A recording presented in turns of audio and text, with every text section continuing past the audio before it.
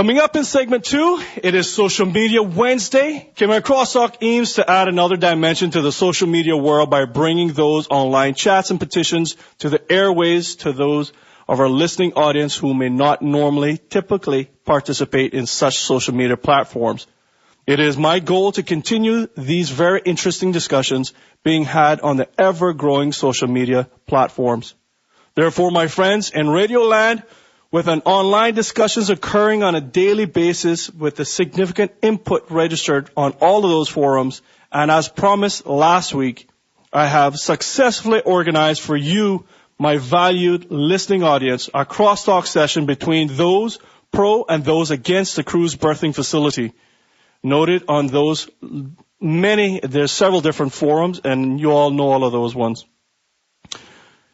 Today, my friends, this crosstalk discussion is all in an effort for us, the citizens of the Cayman Islands, to sift through the discussion and all the rhetoric and discern for ourselves what is the best for us, the citizens, the residents of Grand Cayman, and by extension, the Great Cayman Islands, i.e. Cayman Brac and Little Cayman as well.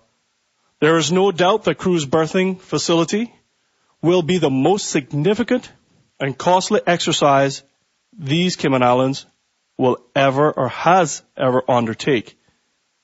It will affect not only us today, but generations to come. Either way it goes, whether it happens or whether it doesn't. Hence the reason why we as a territory must discuss this project to the nth degree and probably ad nauseum to make certain that we get this project right. I'm a strong believer that fair and balanced discussion can yield positive results, and in most cases, sound resolutions to the problems can be found in such a forum. Therefore, you, our great valued listening audience, matter. Your participation can be that one key ingredient into our conversation that shapes the basis of how we can move forward. I cannot emphasize enough how much everyone in the studio looks forward to your participation in this very, very great crosstalk conversation.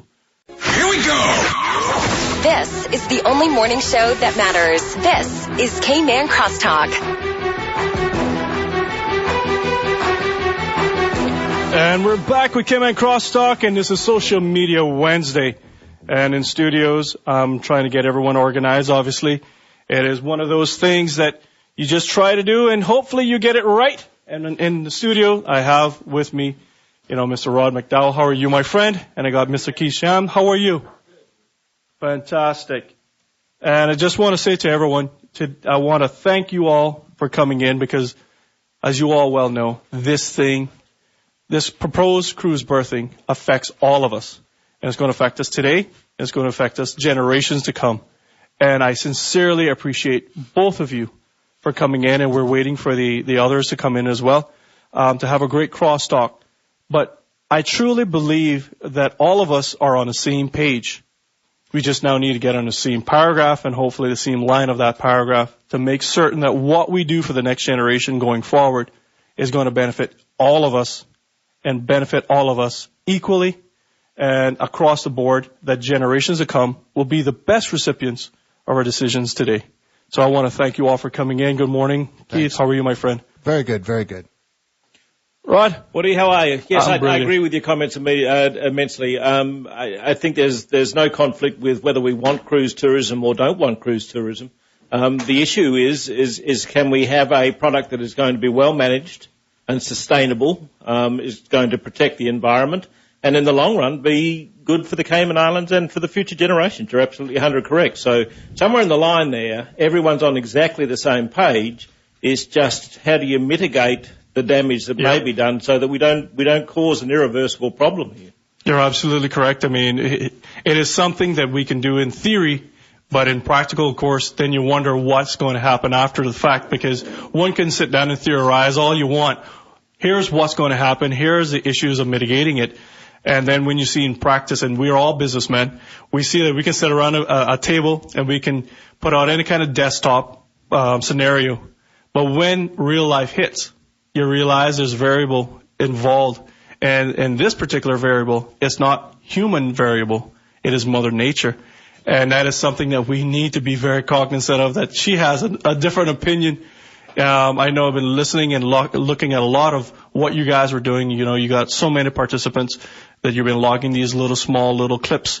And, you know, like Miss Kathy Church said, if the reefs wanted to be in a different location, they'd be there already. Mother Nature would have put them there. Exactly. And so, you know, when you kind of look at those things and really take that to heart and take that to mind, you can see where you guys are coming from. And then conversely, the other side is saying, well, look, you know, if we don't do this today and we don't look at something, then where will we be? And as you all well know, I mean, each one of us in here is impacted some way or another. You all more so directly than I in water sports and tourism. But all of us in the Cayman Islands is impacted one way or another. And I guess from their point of view, if that market shrinks in any capacity, then we're all going to really be concerned and have something to worry about. So like Rod said, corroborated at the very beginning, we're all on the same page. We just now need to sit down and have a good, honest cross discussion to see where we're going and how we're going to get there. Yeah. Well, I'll tell you the truth, guys. Rod, you got any opening statements? I know the other side is probably late in traffic. I know they're not going to chicken out. Take advantage of it while I can, I guess. Absolutely. Absolutely. Take advantage. I agree. I think there are alternatives out there. I don't think those alternatives to the dredging process are being discussed very much. And before someone makes a decision that is going to go one way or another, I think they really need to be laid out on the tables. I honestly believe that we, as the Caymanian population and the Caymanian government, need to be the people that define the direction we go. I don't think we should be driven by outside forces like the cruise lines. If we can provide a luxury quality tendering service that provides a unique experience to visit Cayman, and there are loads and loads and loads of destinations all around the world that still operate under a tendering program with their cruise facilities. Not everyone has got ports. Not everyone will ever have ports. And part of that makes them unique. And I don't see any reason why we in Cayman cannot go and do the same thing. We've existed for 30 years now with a tendering service. People still come here because they come for the destination. They don't come whether there's a dock or not a dock. They come for the destination. We are unique in what we have. And that uniqueness comes from the oceans and the water sports and services that we've got here. Those are our attractions. So if we start to fiddle with that and find out we made a mistake trying to cater to outside influences, then I think we've made a big mistake to ourselves. I don't think we should sell our own country short. We should drive where the direction comes from, not the other way around. And I think that really, really is important. And at the end of it, the economy of the whole thing is I think we've got to prioritise what a little island like this can do and needs to have, and we've got loads and loads of opportunities down the line with other priorities that need to be looked at. And our social and economic structure in the Cayman Islands is very, very important, and how we spend our money and what we do with our money is equally as important. So we need to look at where else we can spend that hard-earned money that we've got.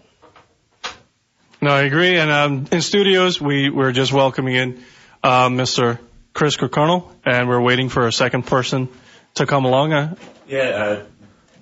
Timmy's on his way. He had a flat tire, so he'll be a couple minutes, but he's en route. Murphy's Law. I told you not to come. It wasn't me. I don't know what picked Timmy. I know, Keith. I saw you running with that little ice pick earlier this morning.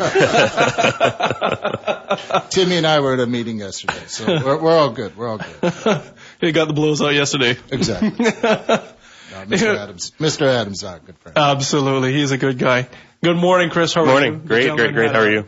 Good. And just welcome to the studio. Obviously, we're doing some opening remarks and so forth. The gentlemen were greeted kindly and were very courteous to us, and we're all ready for cross discussion. So good morning, and the floor is yours to make a little opening statement. And I want to thank you, as I did to them. I want to thank you all for coming in, because as we all know, this affects every one of us. And in order for us to really find a great solution, I truly believe that all of the key members here who are those participants, the pros and against, all need to come together, because we're all on the same page.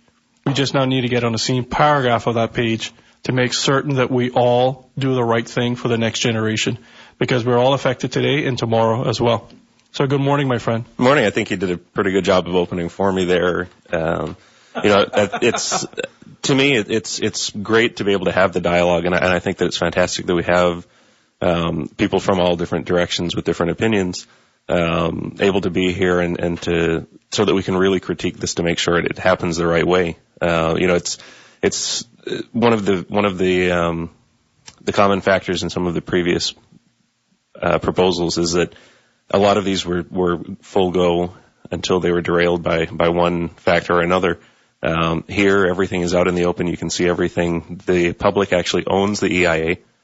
It's available to the entire public to go through page by page, every single word. You don't have to rely on any government body, selecting any particular pieces to try to justify a project. The entire report is out there, and I think that's one of the valuable things with this process is we can make sure that things are done the right way, and that things aren't just decided by someone behind closed doors to make that decision for us. No, I think we all said it on different occasions. You guys were here at one time, and they were here at one time. That we got to commend the government for being open and transparent, and then allowing us, the public, to really see what is going on instead of just ramming it down our throats and saying take it or leave it. And now, because of that process, I'm grateful for it, as all of you are, because now we can then make an informed decision going forth what we're going to do and how we're going to do it. And, all of that information, to me, information is usually crucial and critical to any decision making. And now we all have it before us. And, everyone is like the Bible in a way. You can interpret it in a way that's pleasing to you. You know what I mean? You can pick different, good morning, Mr. Adam. How are you? Good morning.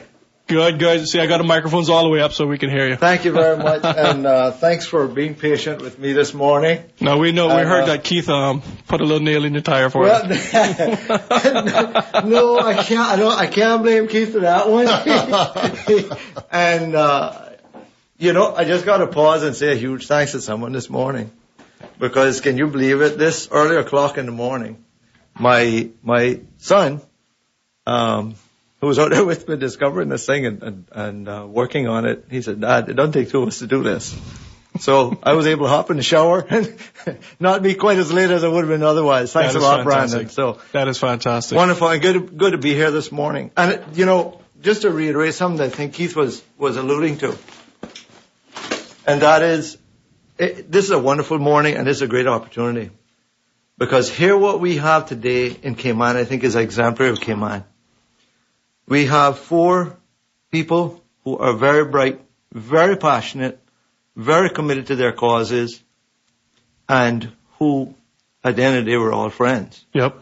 And so, one thing that I think gets missed very often in the rough and tumble is that what we have the job of doing is not to eliminate tensions. I'm an engineer, I've been doing that since 1973. I've been on that track of a career, and eventually I'm here in the studio by myself this morning, so you can help me out. Yeah. So I went into management and ended up in senior management for, I don't know, maybe don't want to count the number of years, but still an engineer at heart. And one of the things we know as engineers is that our job is not to remove tensions, it's to resolve them positively, and that's what we're about. And that's what we're going to continue to work on. That's what we're going to work on today. And it's where we're going to head as we step our way through this. And I think that's a really important thing for us to understand. Agreed. And I think, if we each approach this with the huge passion for seeing that the best that can be done for Cayman is done, and B, that we approach everything we do with intellectual honesty and be prepared to listen and learn and educate each other, then I think we can get this thing resolved in the right direction. Yeah, and I think, so. No, I agree. That is one of my passions, is to make certain that we all are positive, and whatever, I'm a believer in the law of attraction. Whatever you put out, you're going to get back. Yeah. And to us, we live in this island paradise. We all have the same goal and want, and that's to continue living in an island paradise. and that all of us financially benefit, all of us enjoy our lives, and this is the best place to do it and how we can do it. And as you said, Timmy, I'm always game for that kind of aspect of it, that we sit down and we can, as a community, rationalize things out together and see where we go. Gentlemen, I'm wondering whether or not before we make a break, there's a caller online and see if they're still there. Would you guys like to take that call? Sure. All right, fantastic. Good morning, caller. You're on Cayman Crosstalk on social media Wednesday. How are you this morning? Hi, good morning. Good morning. Thank you for your call this morning. Good morning to everybody. Morning. I don't know your name, so I just want to say good morning to everybody. Yes, sir. One question. I want to ask them 4 people what they think about a floating bridge, because it was proposed. I believe it was choppy. We're working with the New Zealand people, some not there? They were from Holland. Oh, from Holland. Yep. What they think about a floating bridge and how far the bridge will go out from them not doing no dredging. I will listen on the radio, hear what they tell me. All right, sir. Thank you very much for your call. Have a wonderful day. I mean, this has come up before, and I've said multiple times, we're, as far as our side in talking pro-cruise berthing, we have no interest in the actual method that's used for creating berthing or for making sure that we have the ships come into the island. So there's no bias as to what technology is used. When you look at some of the studies that are out there, showing anything that's kind of relative to what they're proposed, it's about a quarter of the size at best and costs over $100 million. So when you start talking about multiplying that out by at least 4 times, the cost seems prohibitive, at least by the example that Baird has put out in the EIA. They do question the viability of what can be done to really secure to the bottom with that size of a structure, especially with being in a hurricane zone. So I'm not an engineer, so I can't answer the question of is it viable to make that secure? How many? I know that they mentioned something around 250 tension bars that would have to be drilled into the bottom of the sea. Not knowing the impact of those and how far down you have to drill, and are you going to be able to create the same stability that a fixed pier would be? That's something that I think if they're going to evaluate that, they have to evaluate it further. But I think that with that being partially dismissed in the EIA based on some of those assumptions, I think it's one of those that they have looked at it. Whether it has to be looked at more is another question, and maybe there are other technologies separate from Choppy's proposal that could be looked at as well. There is one aspect of the question, though, that I think we should also answer, if I may. And that's the question as to whether by using a floating dock, it would eliminate the need to dredge.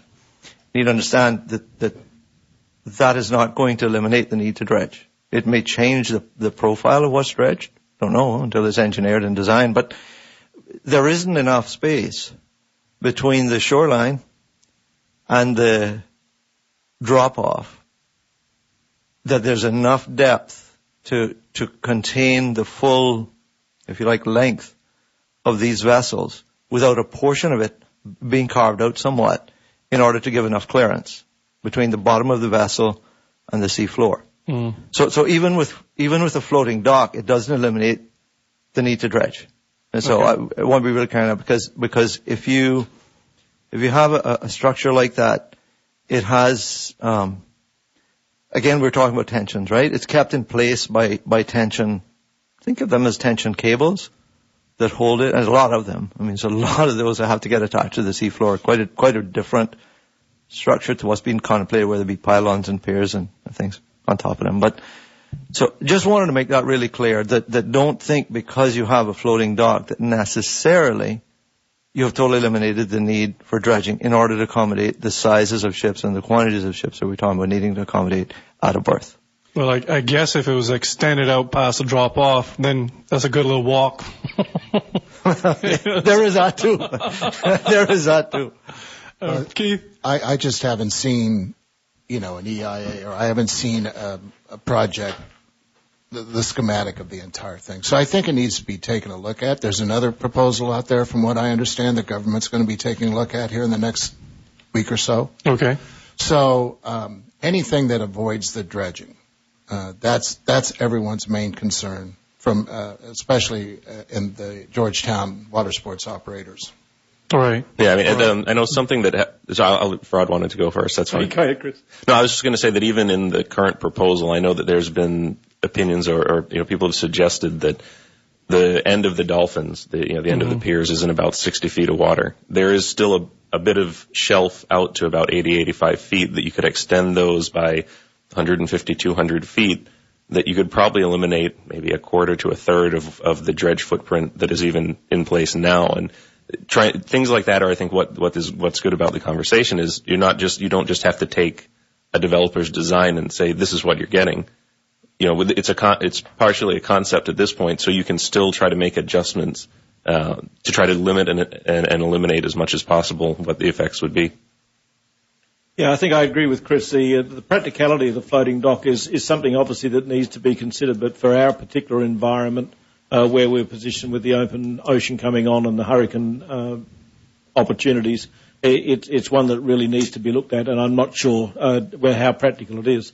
I do agree with everyone that the issue that we've really got here is the dredging side of it. It's not so much as whether the dock is there. It's the damage that's going to be caused by that dredging. And I don't think people realise what an enormous enterprise it really is. I mean, it's to be dredged currently with what we've got, and it obviously can be less dredging on different projects. But currently, it's 40 feet deep, and it's massive numbers of acres, and it's not as much all of the live coral and bits and pieces that are going to be destroyed that the environmentalists are concerned about. It's when you start dredging into the bottom to that extent, it's the amount of silt and everything else that you're going to produce. It's huge. I mean, I still personally cannot get over the fact that the project is being given an estimation of 3 years to take to fruition if it goes ahead.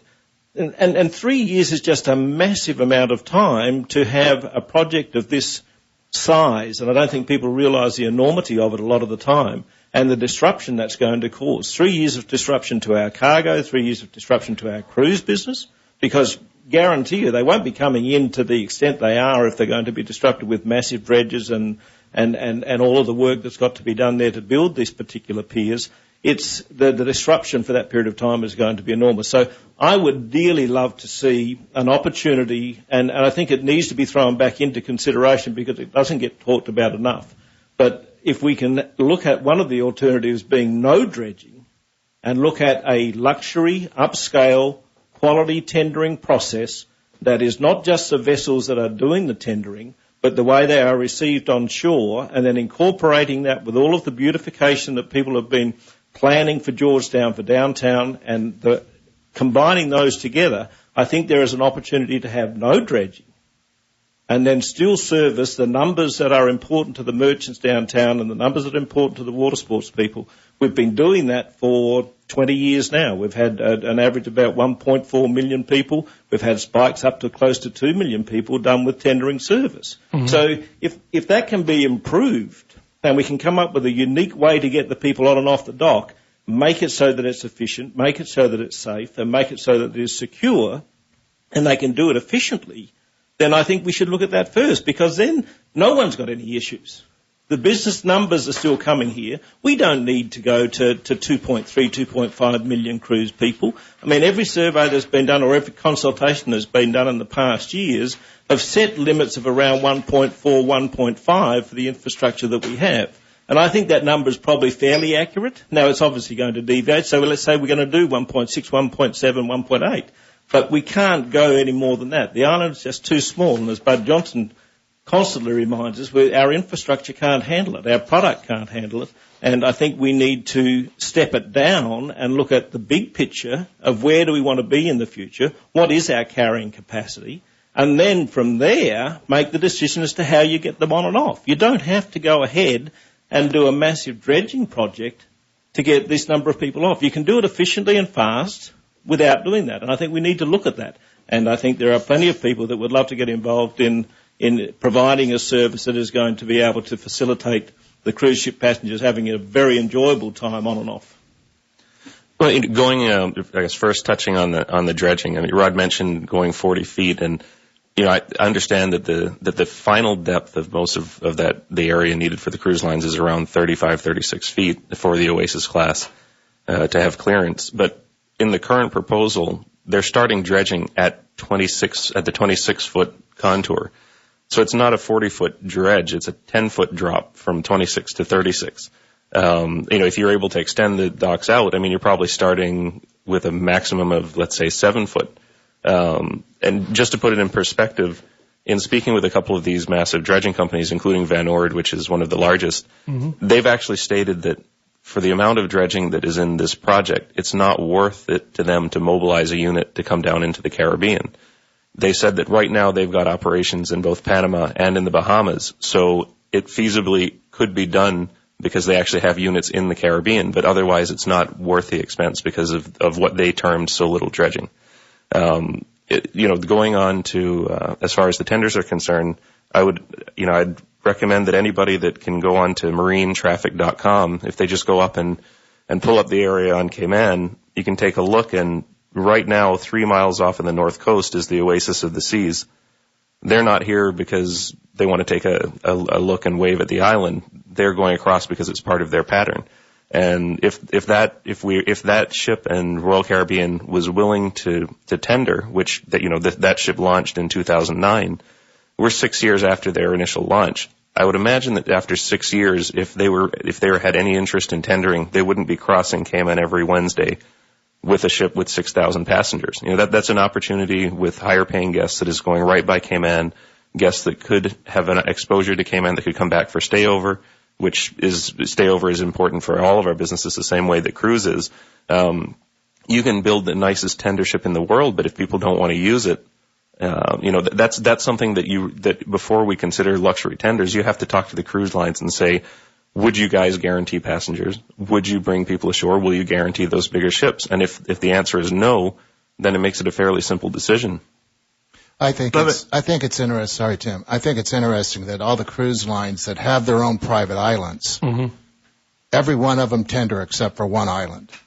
They all tender off their own ships to go onto their own island, except for one. So I think and the Oasis class ship has come in here 3 times for medical emergencies. Those people did get tendered off. Now, the security is an issue from what we understand, but if we could create a secured area here at the port or somewhere where they could clear here with RCCL's, protocol and then go out on by the tender. Like I said, the tenders, like Rod said, could be upgraded, brand new tenders brought in, air conditioned. You can do what, a million different things, but no one's going to make that commitment, with everything looming over their head. And I think I need to clear up a misconception. In the opening statement, Rod made a statement, and if my interpretation of what he said was correct, is we need to be sure that this is Cayman making these decisions for Cayman and not allowing ourselves to be dictated to by external forces. And I interpreted what he meant was by the cruise lines. I don't know if that was correct. Okay.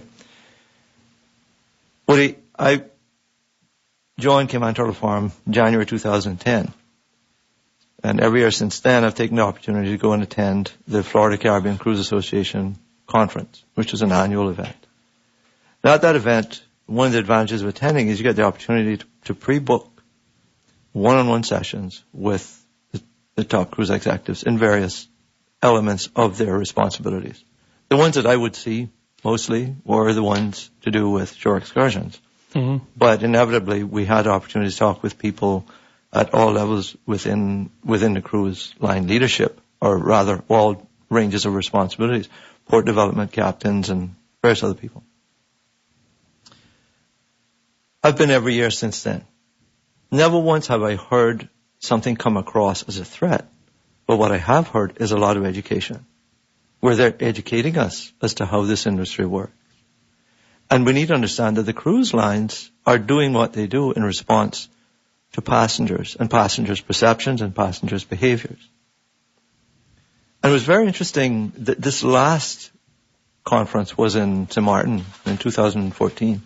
And the last time we went, the very first one-on-one meeting we had, because there was more than me there, and several of us happened to go to that same meeting, the very first cruise line we sat with, before we sat down, they were very polite. They offered us, they had to bring a few more chairs, and we were standing. Before we sat down, they said, guys, when are you getting your cruise dock? And as we sat down, they said, here, let me explain why. They said, we have passengers of various demographics, various ages, various conditions, and passengers who have certain perceptions. And we have the opportunity where we're developing new ports in Central America. We're developing 4 ports. Only one of those has cruise berthing. However, when we plan our itineraries, we're not going to put more than one tender port on that itinerary. That's how we do it. We will mix in a tender port. We may even have sometimes more than one tender port. But the way we're headed with our industry in response to passenger demand is we only want to have on each itinerary one tender port. Guys, you need to understand, you're there in Cayman, you got a beautiful facility for us to bring people. You know where I work, right? But there's no point in us attempting to tell you that we're going to come there with the itinerary for those ships that are going to be calling those other ports. Okay? They're just paying this is just a reality. They're not billing us. I will tell you, we've had very robust discussions with Florida Caribbean Cruise Association, and they have been very gracious in putting together a group of their top executives with different responsibilities, as say port development, shore excursion, so on and so forth. And one of the things they make very clear to you is the Cayman Islands is a sovereign territory. They're not going to tell us what to do. But they will tell us what's right and what isn't. Give an example. Said to them, we've had a very thorough environmental impact assessment done by a reputable firm. And this environmental impact assessment is saying that if you put in cruise berthing, it's really not going to be much difference in the speed of disembarkation when the ship arrives and re-embarkation when the ship leaves. In other words, it's not going to make it much faster if people get off the ship and back on if you have cruise berthing versus what is able to be done now with efficient tendering. Mm-hmm. I hope I'm not telling the tale tells it's cool, but you know what their response was? Their first response was 3 words and then silence. The 3 words were, that is absurd. And they said to me, who is it that did this? And who did they speak to? The panel that was there, all of them vociferously agreed. There is no way that they could have spoken to anyone in the cruise industry in any senior position that could have ever given such an answer. What have you been on cruises that have tenders and those that have berthing? Mm-hmm. You can understand why they were shocked. I mean, like I say, there was a lot of silence in that part of our conversation because they couldn't imagine that such a thing could have been said. So I don't know where that information came from. I don't know, frankly, I haven't taken the time since to dig deep enough into the full body of the document, the full EIA, right, to see where that came from. But I can tell you that they were shocked at such a statement. So, but again, understand what they're doing is telling us what their passengers want and don't want, and they are simply going to be driven by what the cruise passengers desire, what they fear, what their perceptions are, and therefore how they're going to design their itineraries for their ships. And we can either understand it, appreciate it, and do what we can to align ourselves with those passenger choices. The passengers are the ones ultimately making the choice, or not. The other thing that I think we need to understand is Cayman does not have 3 choices. It doesn't have a choice that says, stay as you are with no cruise berthing and still expect to get 1.7 million cruise passengers a year. That's not a choice available to us. Okay, we do have 2 choices. Why is that? Well, gentlemen, my computer's going to shut us down, so okay, hold that and we'll come right back to it because I don't want us to be talking and a commercial comes right on in the middle of the conversation. Yeah. So we'll be right back in less than probably 2.5 minutes. Here we go! This is the only morning show that matters. This is Cayman Crosstalk. And we're back with Cayman Crosstalk in studios. I got Mr. Chris Kirkconnell, Mr. Tim Adam, Mr. Keith Sahm, and Mr. Rod McDowell. And I tell you the truth, I'm glad to have these fantastic gentlemen, these learned gentlemen in the studio.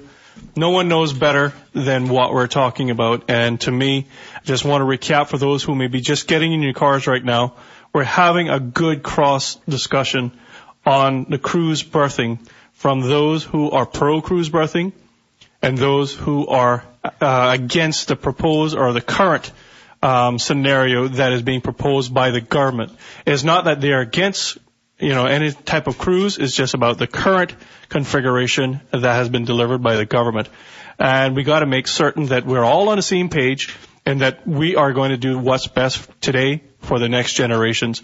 And I know we left off on a very, very interesting topic. And Keith, you posed a question. Yeah. We got a line of calls, but I want you to pose your question. Well, one of the things, Tim just brought up the FCCA, and we actually reached out, not from the SaveCayman.org group, but from the Cayman Bottom Times group that represents, it's a PR group here on island, and made up of different water sports operators. But we reached out to Michelle Page, the president of the FCCA.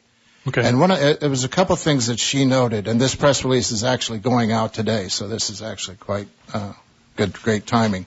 But she told in March, she spoke at the Cruise Shipping Miami conference, and she said the Caribbean, she noted, offers a unique collection of cultures, cuisines, and a history that gives the region an individual identity.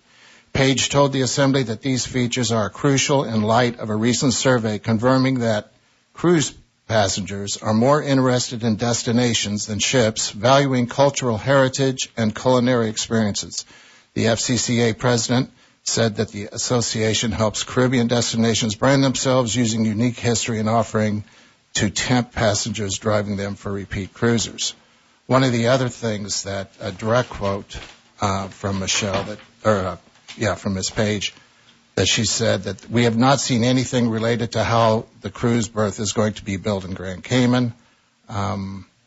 She added that the association became aware of the project 6 months ago and during a routine update from the Cayman Islands government as expected from other destinations. So right there, the president of the FCCA basically stipulates that their customers are looking more for a unique experience wherever they go versus the ships that they want to get on. So we found that interesting. We didn't expect actually that coming from the president of the FCCA. Very interesting. Yes, I mean that's exemplary of the way the FCCA is approaching it in regard to understanding what their customers want and in regard to meeting the needs, desires, expectations of those customers. And when we broke off, we were talking about the choices that face Cayman. And it's very important to understand in pretty broad terms what those choices are. And the choice is between, do we have a cruise berthing facility or do we not? Okay, and we can talk in greater detail about type and so on, but that's a stark choice facing us. And when you talk to people in industry, in the cruise industry, who are looking across industry, they themselves have many independent brands, but they look at the other companies that have, some of them several brands, some of them individual brands. You know the groups as they stack up, how they are. And they are telling us, look, if you don't have cruise berthing, the end state is going to look something like eventually your passenger arrivals are going to decline. More and more people go into larger ships. It's not just Royal Caribbean that has large ships, or will have large ships. As you see now, Norwegian has ships like the Epic and so on, which are fairly large, not Oasis class, not quite up that size. But Carnival has ordered 4 ships that are bigger than Oasis. So you can see that there is some trend. We don't know exactly where all of those are going to deploy. We know a couple of them are going to the Asian market. And as I understand it, there hasn't yet been a declaration where the other two are going to go. But talking to the people in the industry who their job is to look ahead and see where things are going to go, and they look at Cayman and they look what's going on around Cayman in Central America. They also, I think, have an inkling of what's going to happen in Cuba. And they tell us you don't have cruise berthing. You're looking at a situation where your spend demographic is going to be where it's at or slightly lower because of, I can tell you about that a little bit more later on if we have time. But also the number of cruise passengers coming to Cayman is likely to decline. It'll decline somewhere around 1 million or a little bit less. Okay? Wow. If you don't have it. All right. The other choice is you do put in cruise berthing, in which case your demographic, based on when this has been done in a couple other places, St. Martin is probably the closest example to what would likely occur in Cayman. The spend demographic of passengers and crew is stellar. I mean, it's a huge difference from what it is today on a per passenger spend. Huge increase. But also the passenger count for Cayman, looking at where Cayman sits and all that. This year we're looking at maybe 1.7 million passengers, around the end state of that, maybe a few years time from after building these cruise berths, as contemplated with the 4 berths and 2 of them being Oasis class.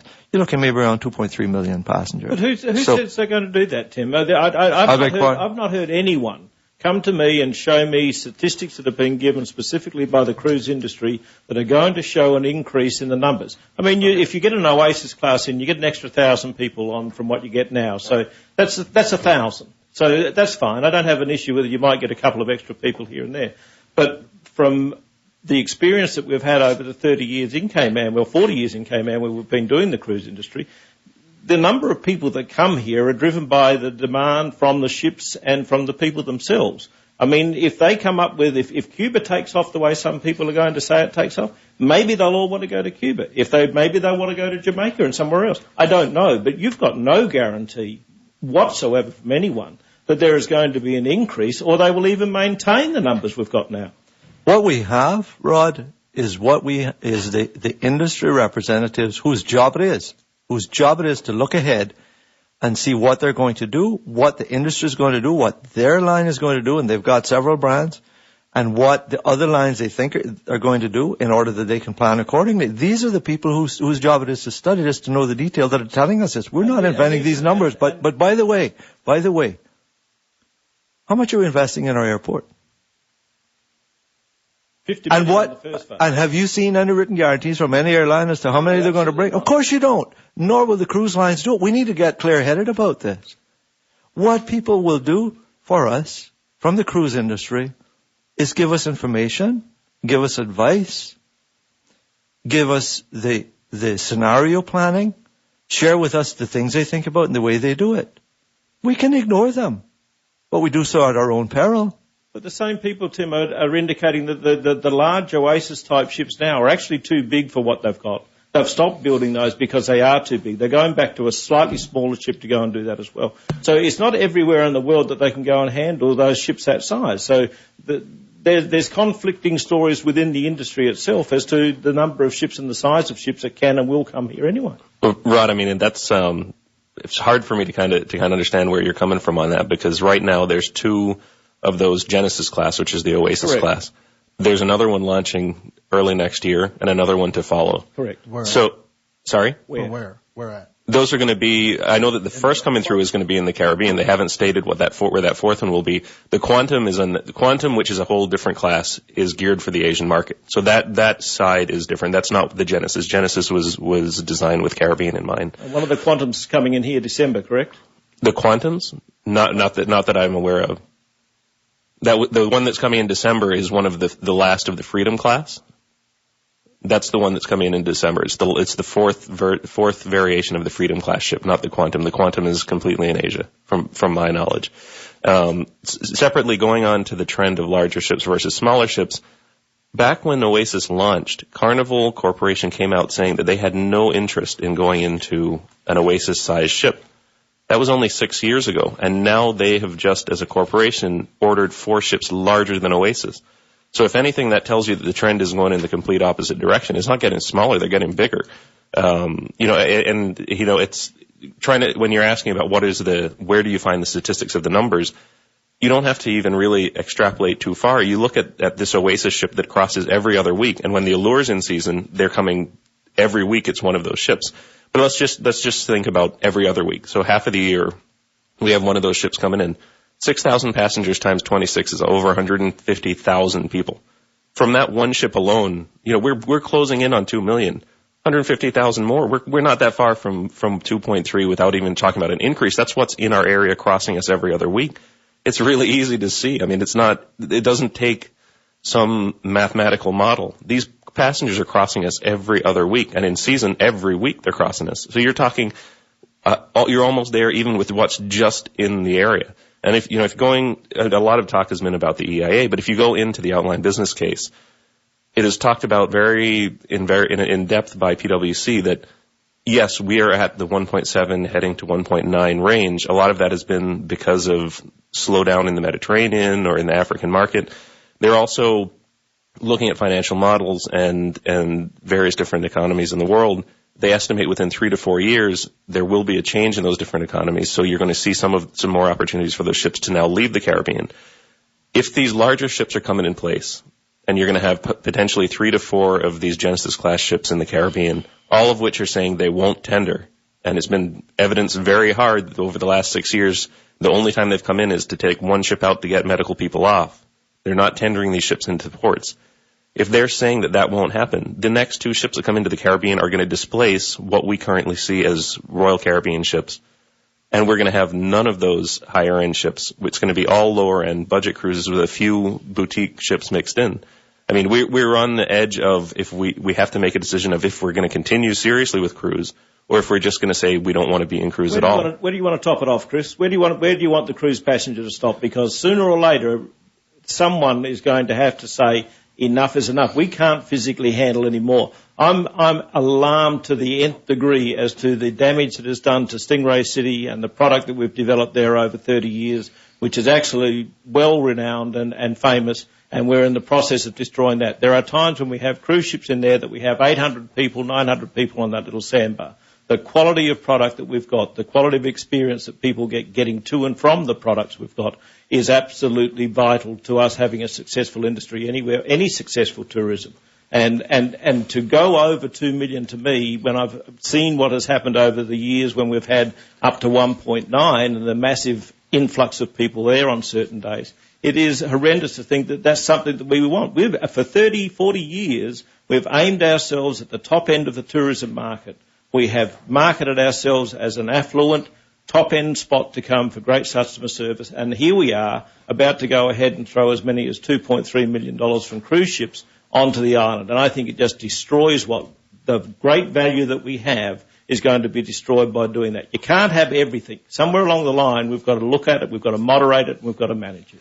But Rod, I'm on board with everything that you're saying there, and I think that a good point that you brought up is that we have geared ourselves as a high-end destination, a high-end island, looking at the best the best tourists in general and from any aspect.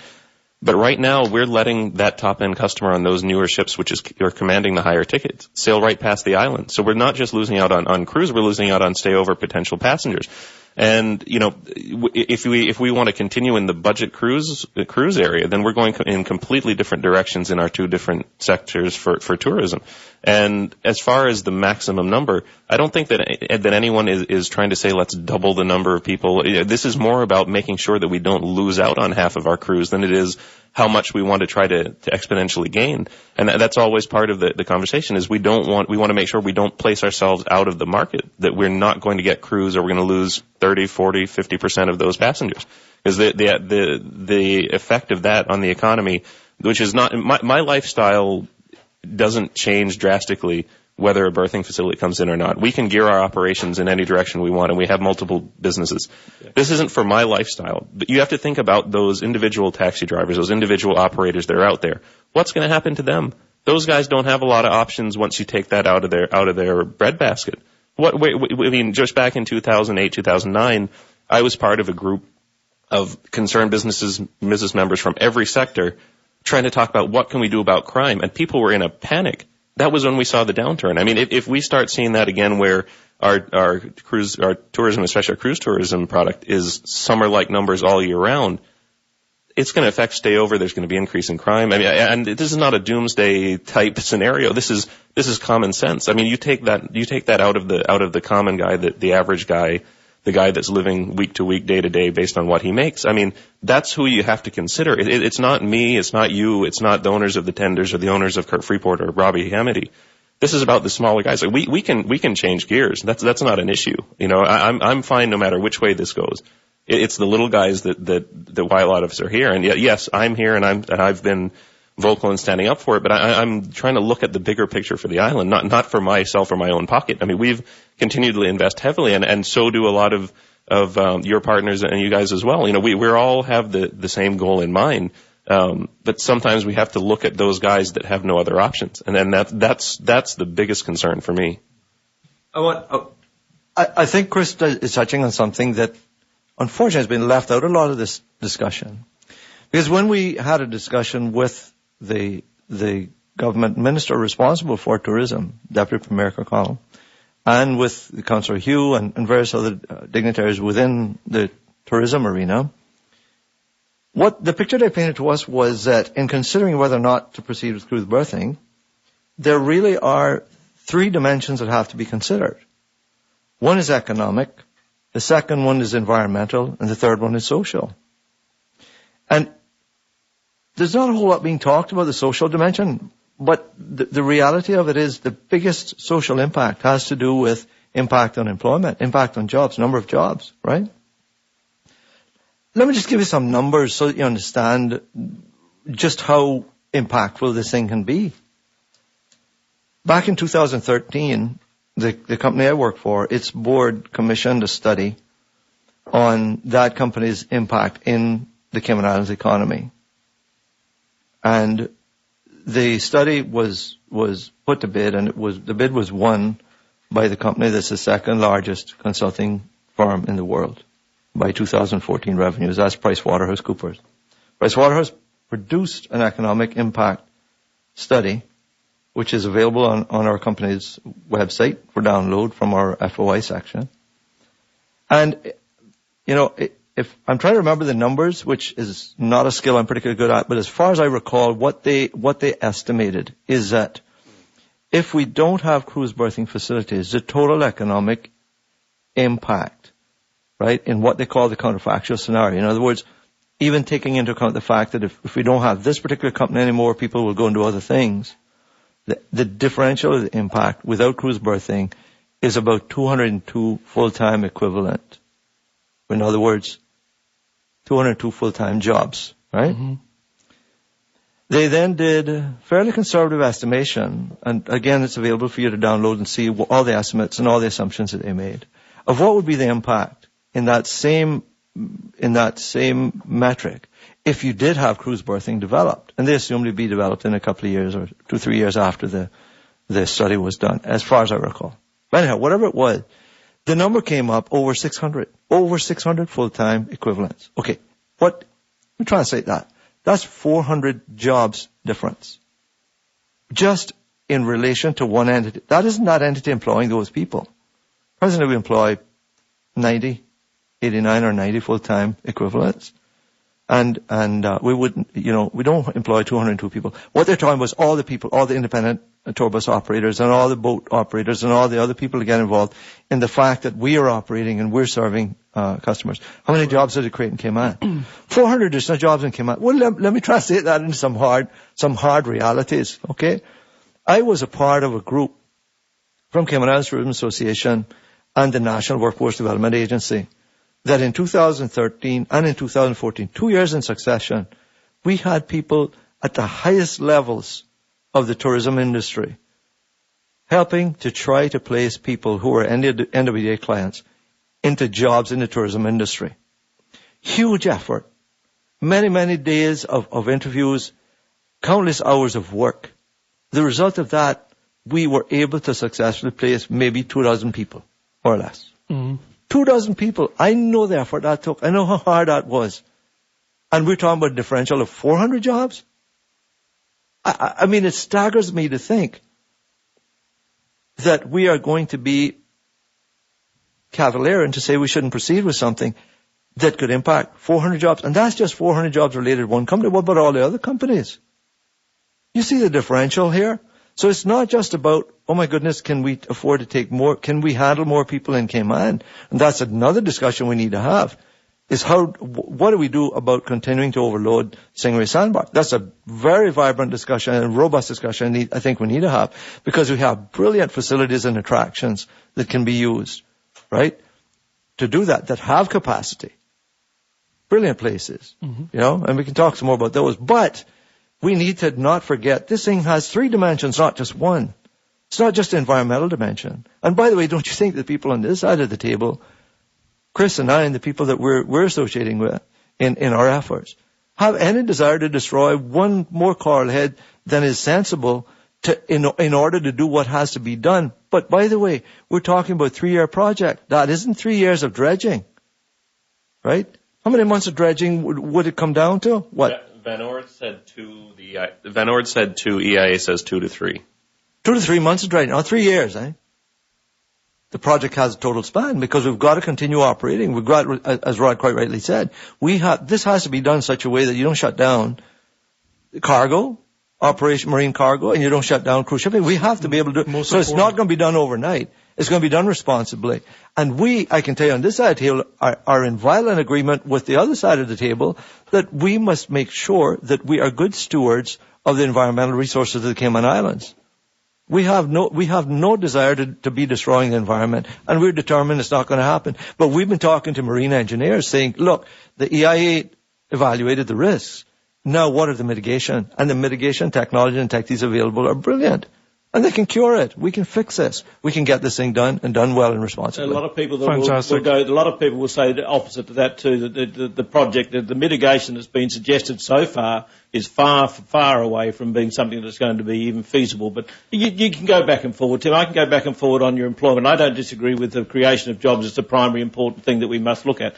But I don't know what assumptions you went on to get those numbers. I don't know whether they used 2.3, 2.5 million. I don't know what numbers they used. Rod, it's available. Download it from our website. It's on our FY page, and you'll see there were this is a very responsible consulting firm. But they're offering PricewaterhouseCoopers is not going to do something willy-nilly. It's not going to base it on fluff or numbers pulled from the air. Okay? So I encourage you, yes, look at it and see the assumptions they took. And I can assure you they were very conservative in the assumptions they took. And it's very, very well done study. So it's there. Now, you may not want to believe it. It may not be convenient to believe. There are a lot of inconvenient truths going around here. But we believe we have to face those tough truths. And we have to make sure that what we do is design and implement what it takes to do everything that creates the best possible outcome, ultimately for all concerned. Fantastic. Well, gentlemen, if you all don't mind, we got a bank full of calls. Basically, 4 out of 6 lines are lit. Good morning, caller. You're on with Cayman Crosstalk. How are you this morning? What is on your mind? All right. Seems like we lost that one. Good morning, caller. You're on Cayman Crosstalk. How are you this morning? I know they've been holding a little while.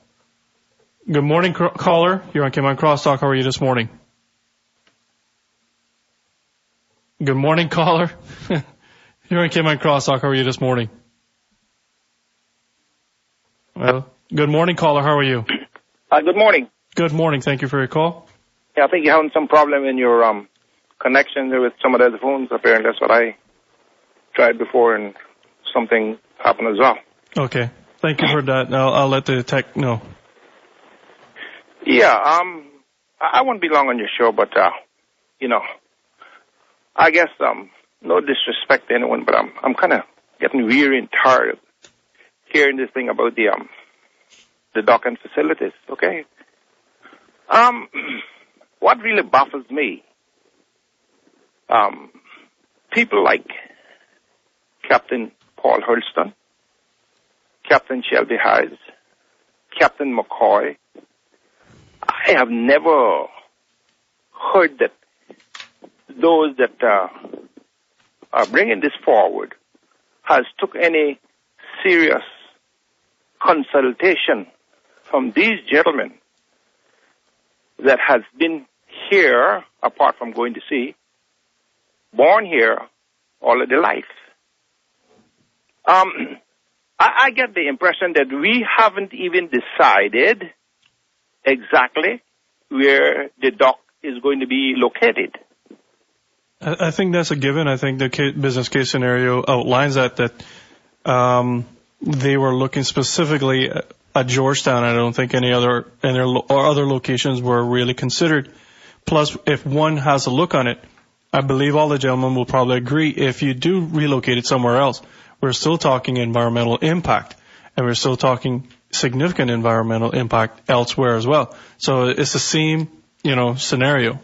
The environmental experts in the Cayman Islands Department of Environment, at least one of the people I've spoken with there, for example, they have been unequivocal in saying if we're going to develop a cruise berthing facility, Georgetown is a place for it to go from an environmental standpoint and from another number of other reasons, which, I mean, I don't want to get too long-winded here, but what I want to say is that look, we absolutely respect what the gentleman is talking about, is that we have sea captains who have been in and out of many, many ports around the world, and they've seen different configurations, different layouts, different positions relative to wind and reef protection, all those various things.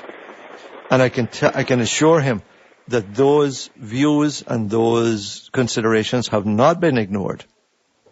But we also have to respect the fact that the sea captains have a body of expertise that is specialist expertise. The environmental scientists have another body of expertise. And the marine engineers bring another body of expertise to this. So the sea captains are brilliant, just like a brain surgeon is brilliant. But you have to understand, when what you're dealing with is a toothache and need a new filling, you go to the dentist and you ask the dentist, what should we do? Bearing in mind that pain is a matter also of the brain, not ignoring that. You understand the analogy? Mm-hmm.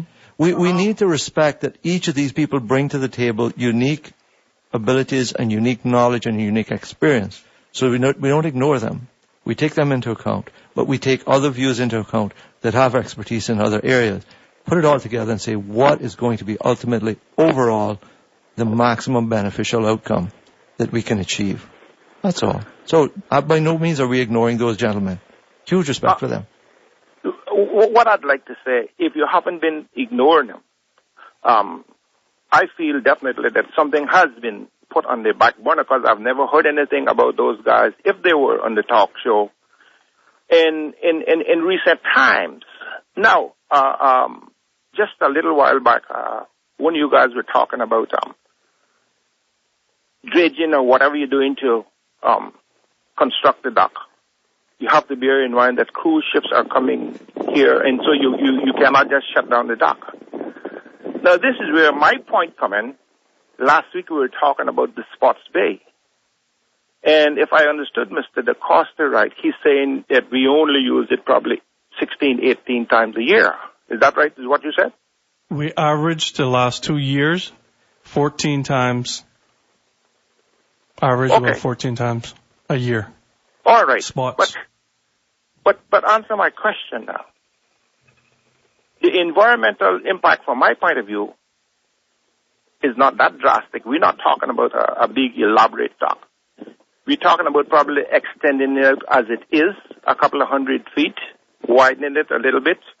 And the thing about 14 or 16 days a year, that is not the only time of the year that dock can be utilized. It can be utilized in the summertime. I'm sure I've seen days there that, the weather is perfect. And there's no reason, I believe, if we emphasize and put a little bit more, effort into that area and upgrade it a little bit, that cruise ship wouldn't take into consideration, we got 6 ships in port today or whatever. This one is going to go to Spots Bay. Besides, we're talking about the time now that they've been doing something to the surface area around it. I crossed there Sunday, and my understanding was this thing was started maybe 6-7 weeks ago. And I'm kind of disappointed that it's not more progress being made at a faster pace than what I've seen there. Having said that, I'm glad to see that something is taking place. But again, back to the cruise ship dock, I hope whatever is going to be decided, it should be in short order, because we've been fumbling in talking about this thing for so many years and to no avail. So I would hope that something happens in the near future so we can just get on to it. Gentlemen, have a good day. Thank you so much. Thank you. Thank you very much. We got another caller online. Good morning, caller. How are you this morning?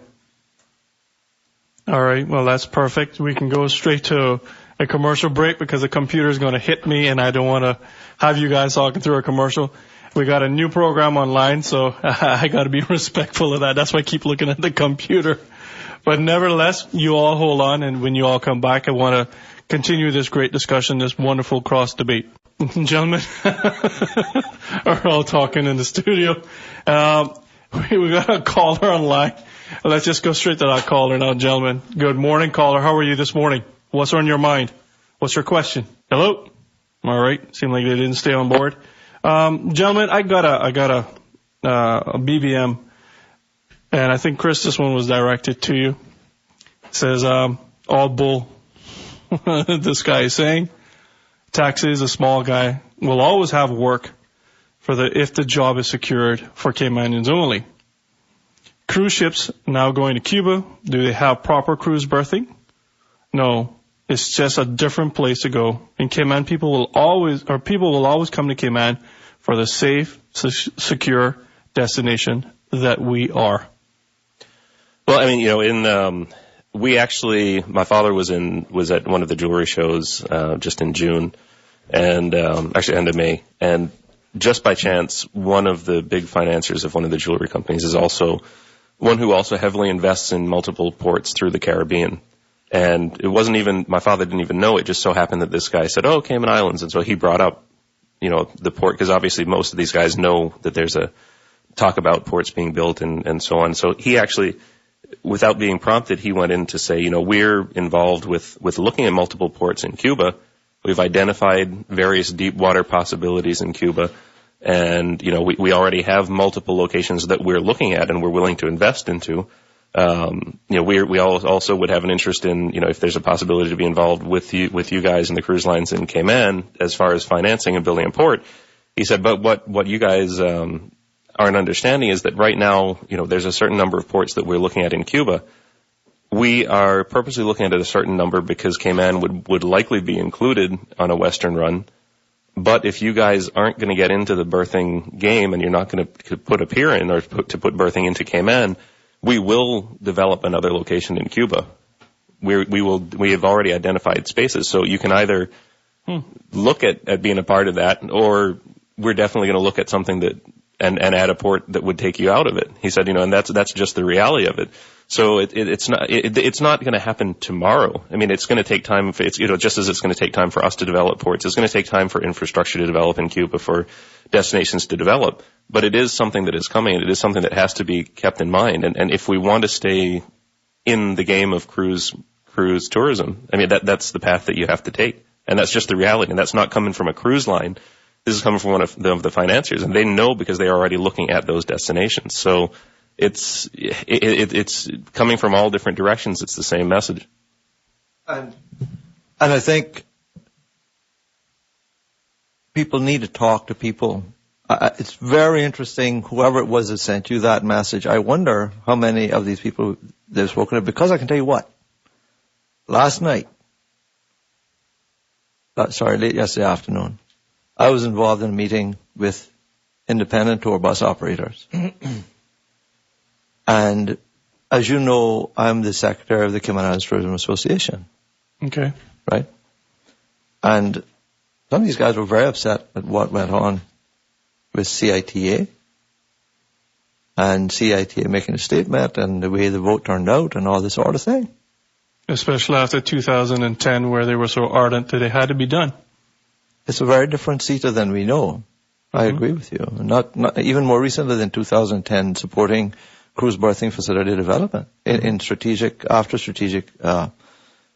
retreat and those kind of things, and the various statements that were made. Be that as it may, fact is a vote was taken. But we've got to look at what does that mean, right? CETA issued a survey, and that survey went out that every member had an opportunity to participate in that survey. Every member did. How many members do you have? Estimates are it's a little less than 250. Okay. Okay. That's the latest estimate I have. I've asked for an exact number, and they're going through the count to give me that number. Okay. Who's paid, who hasn't paid, who's really cut. Yeah, we're looking for between membership and paid membership. Right, right. So we want to be precise. We all try to be precise in what we say. So I don't want to tell you 250 if we genuinely don't have 250 members, but we have quite a few. And imagine now we have 250 members, and they're in various sectors. They're in the water sports, they're in hotel and guest houses, sector. They're in condo and villa sector. They're in restaurant sector. They're in the land-based attraction sector. They're in the transportation sector. And then they're what we call allied, which is a whole lot of other people, like retailers, like the wedding planners and entertainers and various people like that. Now, these gentlemen I was talking with last night were from obviously would fit under the transportation sector. And I said, what went on in CETA is because and I'm talking about we meaning people like them who are local operators doing things rather small or large scale, didn't engage in this. Okay. I said, are you a member of CETA? No. I said, why not? You know? And those of you that are members of CETA, why didn't you engage in this process? This is important to Cayman. CETA did a survey that was vital to understand what we should do, where we should go, based on what our members are feeling and thinking. And from the transportation sector, you know how many respondents we got to that survey? 2. Wow. I said, CETA did what it did because you need to engage in it, and you're not engaging the way you should. If you're not a member, become a member. And I'm encouraging people over there right now. Hope you don't mind my advertising for CETA. No. Join the organization. Become a member. Be active. And for goodness sake, when you are a member, show up. Attend the sector meetings. When you get the opportunity to participate in a survey, complete it. Take the time and do it. When times come for election of CETA directors, put yourself forward or find someone of your number that you think is a person you respect and that will represent you properly. Put them up for election. Why CETA did what it did? You know, I have an interesting worldview. And if I can be permitted one little aside. A lot of people wonder what happened in the Garden of Eden. Okay? Let me tell you what happened in the Garden of Eden. My last name is Adam, so I bear quite a bit of responsibility. I feel it. Okay? Okay. What happened in the Garden of Eden was Adam didn't speak up when he should have. I am trying my best not to make that same mistake. Tim's exactly right. And the water, because I'm on the CIT board. I'm not Tim's exco, but I'm, represent the water sports. And we had we actually had an emergency meeting about all this to get everyone's opinion. For, against, this and that. We put it out twice that I know of to make sure that you attend this meeting. And by far we had more people attend the meeting than possible, than we ever had before. Well, that's good. One of the things that came to light during that meeting was that if they go ahead with the proposed cruise pier as right now in the EIA, that there would be 4 dive operation businesses go out of business. Mm-hmm. From Eden Rock to Don Foster's to Sunset House to the Lobster Pot Divers. Matter of fact, make that 5 because GoPro diving right there in town. Okay. And they all said that. Stuart Freeman was there. Everyone. Sergio said. And Sergio, Don Foster's, they catered to cruise. But they could not see this happening the way it is. So we had a very, very good meeting. And I cannot agree with Tim more that for more people to get involved, in their sector meetings that are CIT members, and for those that, want to voice their opinion or become stronger, actually run for office for CITA. And to Tim's point on the other one, I don't think the CITA position has changed dramatically. I mean, I've been a founding member of that and president of that association since it came about. I think the assumption in 2010 was that there was support for it. I think there still is support for a process, and that's where it's all getting thrown out into the wolves. It's not that they were supportive of it if it caused the damage. Once again, we've come back for the very first time with a government that has actually presented us something that shows what the potential damage can be. And on that basis, they did the same thing in 2010. It's not that the CITA has all of a sudden become the demon and the devil of the world. They had the same opinion. We would like to go ahead. We recognise the importance of cruise. We've stated this before. We've done it before. But at a price. And if that price is too much, I don't care who the hell it is. If the price is too much, you cannot go ahead with it responsibly. You just cannot go and do it.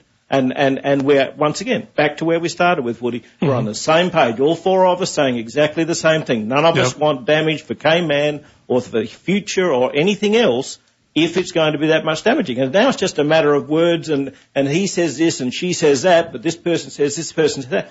I don't know. If it's that close a balance, then my personal opinion was you cannot afford to take the gamble, because I certainly don't have the courage to do it. I don't want it to be Rod McDowell that said it would be a good idea to go and do this program and it turns out that it messes up our entire 7 Mile Beach or something. I don't know. I just don't know. But to me, to have the courage or the stupidity, take it whichever way you want to go and do it, to make that decision usually to go hand in is hand. really, really, really tough. And to me, I'd put it on hold. I'd try to go with the second best plan, which in the Price Waterhouse, when they did their first study here, the second best plan to the docks was an improved tendering service. That was stated in the report as well. So let's look at some alternatives, but we just can't make the big mistake. It's irreversible. It won't be put back together. Well, I mean, as far as a second best alternative, there were actually 3 versions that were put out as possibilities. The improved tender was a fallback option, and that's how it's termed in the PwC study. It's not put forward as a way forward. It's a fallback in case somehow you don't go through with anything else. Now, talking about how many dive operations may go out of business, something that has been put forward from, I would call it the anti-dock push, is the absolute worst case scenario. And looking at the modeling in the EIA, which they go into great detail and depth to show you all of the possibilities, if you take no action to try to mitigate or prevent the effects of turbidity and sediment, then yes, that big red patch that they show, if you don't care and you just dredge willy-nilly and do nothing to stop it, yeah, that's a possibility. That's what we're here for, is to make sure that doesn't happen. And that's what the EIA is invaluable to Cayman, because it helps you to understand the risks of if you do or don't take actions, what could happen. And it also gives clear illustrations of what the likely scenario is if you do take just turbidity barriers. That's not including some of the other options that have been put forward by the dredging companies that we've talked to. This is just talking about turbidity barriers or silt screens. It drastically reduces that red zone, which it doesn't, when you look at the reduced red zone, it doesn't come anywhere near Sunset House. When you're talking about Sunset House going out of business, or those going all the way up to Treasure Island, it's just not even a possible reality. You go on record, there is a possible reality. I've seen dredge projects around here before that go for miles, and the currents change up and down. I mean, most of the time when we go out shore diving, there's a little bit of a current blowing south. I went over there over the weekend, and there was a strong current blowing north, right off Sunset House. So that's going to change. Mm. The thing is, and Chris, we're not anti-dock. It's the anti-proposed as it is right now. The part of the problem that we really do have is that we're actually going to destroy, whether there's silt blankets, everything right there where the glass-bottom boats go up and down, for our cruise passengers to see, so they can swim right there in the harbor. They can dive, snorkel, snuba, everything that the cruise passengers love to do is going to be excavated and taken away. And what is not going to be taken away, there will be silt and there will be that covering it all up. So one of the things that the SaveCayman.org group is trying to put on is a better education process of what is actually down there, because a lot of people say there's nothing down there. A lot of people just think it's just a runoff of 7 Mile Beach and it's just nothing but sand down there. So on this Friday night, we're actually having something at Sunset House between 7 and 9 with a little slideshow, little presentation, question and answer period to better educate. And then this will be basically a road show that goes around to different parts of Grand Cayman to fully understand what we are talking about. Because Chris, in your line of business, and you brought up your father and the financier and this and that. I mean, what's easier to sell, a crystal clear diamond or a cloudy diamond? If someone comes in, is that what you want to buy? The thing that's going to have the greatest value and the greatest uniqueness is a diamond that's crystal clear, beautiful cuts, this and that. That's what I consider the Cayman Islands. I don't want to go in and find a cloudy diamond from Kay's Jeweler or something like that in a Walmart. This is what we want to be. We want to be at the top and make it a unique island to be at for our stayover tourism and our cruise tourism. Other than that, if we just build this thing as proposed in the EIA, we're no different than Falmouth. I haven't seen what's on the 7.7 acres of concrete that they're going to put in. You know, is it more stores? Is it more shops? Is it just security? Is it just another big piece of concrete for some people to get sunburn out while they're waiting to, aboard the ship? What's on the 7.7 acres? I'm asking myself. Okay. No one has said what that is. I mean, if you look at the thing at Falmouth and you read the things in Falmouth where RCCL built it, you can't even get back to the local merchants. Everything the cruise lines put up front. Right. The 7 acres. Please understand, if there's one thing that this government has been emphatic about from the very beginning of contemplating this project, is that this thing called upland development, i.e. we're going to develop at the cruise port a whole other raft of shops and restaurants and whatever else, all these entertainment facilities right there on that 7.7 acres. No. The 7.7, as I understand it, was taken as a calculation of how much space you need to properly, comfortably, and safely and securely process that number of passengers from that number of ships. It was a ratio of how much acreage you need per ship, multiply it by 4. It's a little more than 7, but they brought it down to close to 7. Okay, number one. Number two, Rod's absolutely right in terms of us having beautiful underwater facilities. I don't know, are you a scuba diver, Woody? Or no? No. Well, we got to do something. I think between Rod and Keith and myself, we got some convincing to do because it's an awesome sport. My favorite sport. And if I've got a minute of time to do, it takes more than a minute, but if I've got some spare time to do it, it's what I love to do. And I love to dive, with my family. My two of my boys and my wife are scuba divers as well. My brother's a scuba diver. We have dove places like the Balboa. We have dove together as a family, the Cali. Soto's Reef or Cheeseburger Reef, those terms are used interchangeably.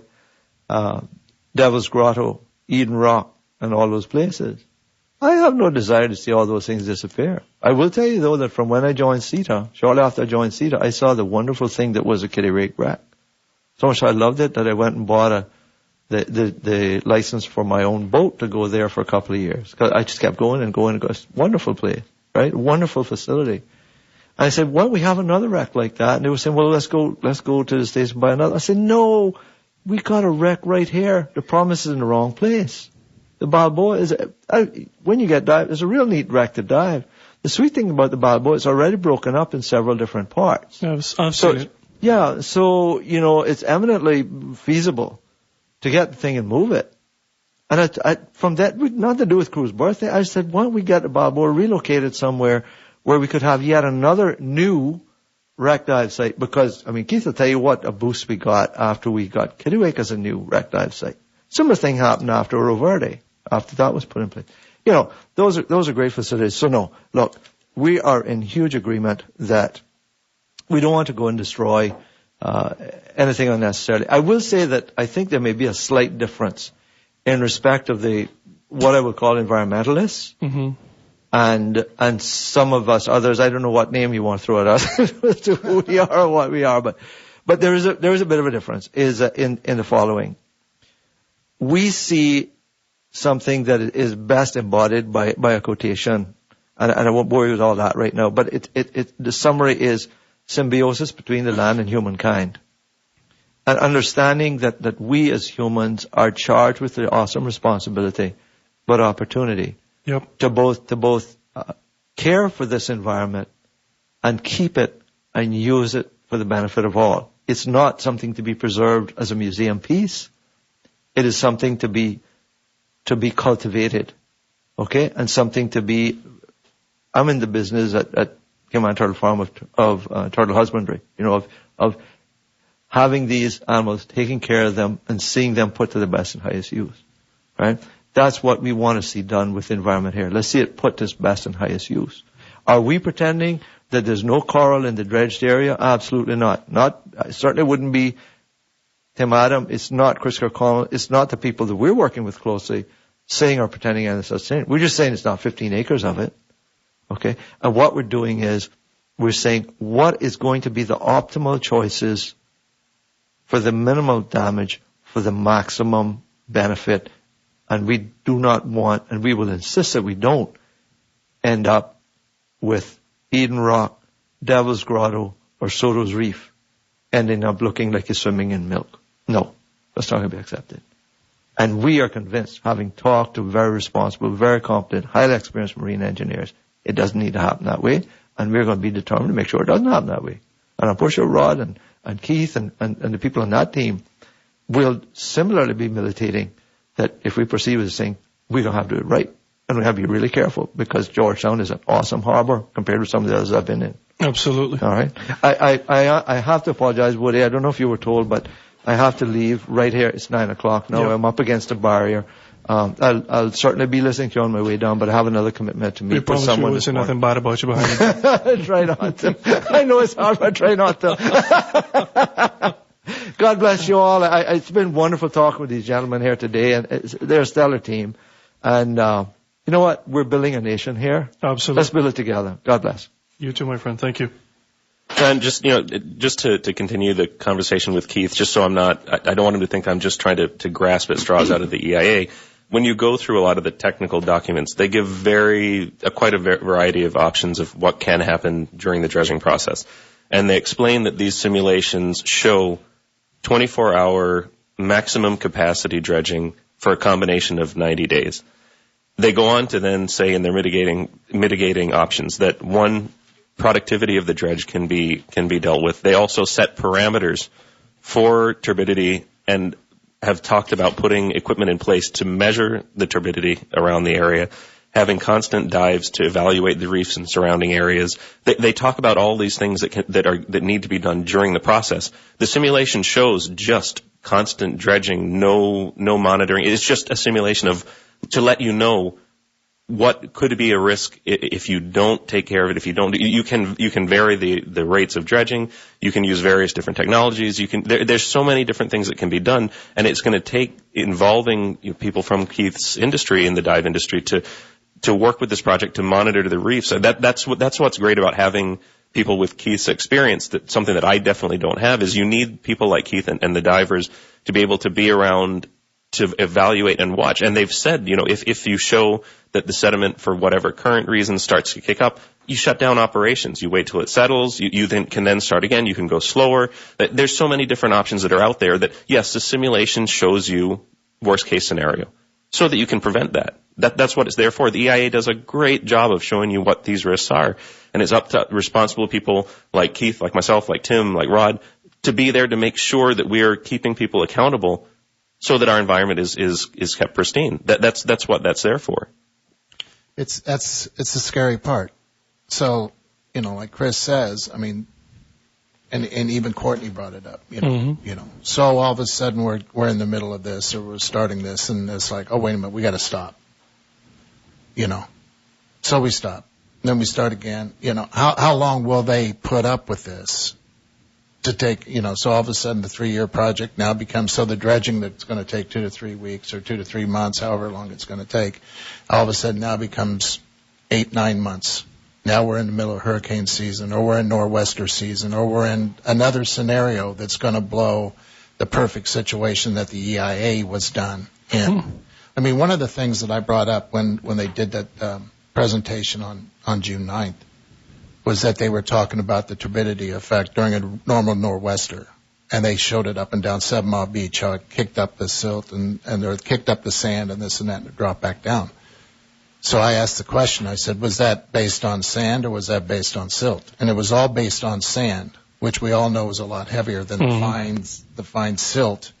Now, granted, they said that they were going to talk about doing mechanical dredging versus the hydraulic dredging, which if it was a hydraulic dredging, it's just, that stuff is so fine, it's almost like makeup. It's just that fine of a powder. You know, there's not even a really good way. If it's not sucked up, it's blowing out all over the place.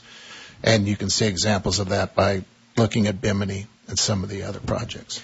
But then just when they talk about taking all the dredged material and dumping it out to sea, you know, that they don't use in the reclamation process, you know, what happens to all those fines? What happens to all that? You know? Well, I mean, and again, going back into the AA, I just one forewarning, Chris, hold that thought, because Sure. we're going to hit, and the computer's going to hit me down. And all of those online, I promise you, when we come right back, after Chris answers his question, we're going to go straight to the phone lines. Just don't want to cut anyone off mid-discussion. But we'll be right back with this great, great debate. Here we go! This is the only morning show that matters. This is Cayman Crosstalk. And we're back with Cayman Crosstalk, and in studios I got with me Mr. Chris Kirkconnell and Keith Sahm. And, you know, unfortunately we lost two of our colleagues, but it's still pretty good because we got on equal sides. So Rod had to leave, and so did Timmy. But, gentlemen, as I said earlier, I would love to simply go to the phone lines, and hopefully they're still there because they've been very, very patient. Well, if is it possible? Oh, go ahead. Oh, sorry, Chris. Good morning. You're on Cayman Crosstalk. How are you? Hello? Hello? Good morning. Good morning. You're on. How are you? Thank you for holding. You're on. Good morning. Good morning. You're on Cayman Crosstalk. How are you this morning? Good. How are you? Fantastic. Thank you for holding. Good. I'm very impressed with the panel as usual. I think we get out a lot more information on this project, and I'd like to make an analogy to this project to the Ritz-Carlton. You know, before we had the Ritz-Carlton, that higher-end tourists that we're attracting for the Ritz-Carlton that's coming down, their private jets, etc., they're coming here because of the Ritz-Carlton. If we just had a shack in Cayman for them to come to, they wouldn't come, okay? So we have the same situation happening with the dock. If we stay where we are now, we're going to lose that higher-end tourist like we're doing right now. They're going right by us every week. And we can control the amount of people come to Cayman Islands through that port. I don't think we need to worry because we build a nice port that we're going to get 6 million people come that we can't handle. We can control how many people is allowed to come off on our island. So that's not a worry. So let's put that out of the way. The thing we can do is we can provide a better environment, a safer environment for these people to get off the boat. And like Tim Adam said, I don't know who said that they can't get off faster when you're just walking off the ship and getting in the boat and waiting 15 minutes to get out of the boat. So I don't know which mathematician calculated that. But anyway, the other good thing that has come out is the fact that we can mitigate the dredging a bit by going right out to the edge of the drop-off, which is what I proposed from day one when they started to talk about these things. So I think a lot of good stuff is being said, a lot of knowledge from especially Timmy that I've been intimately involved with the sector for a while and talking to the cruise industry.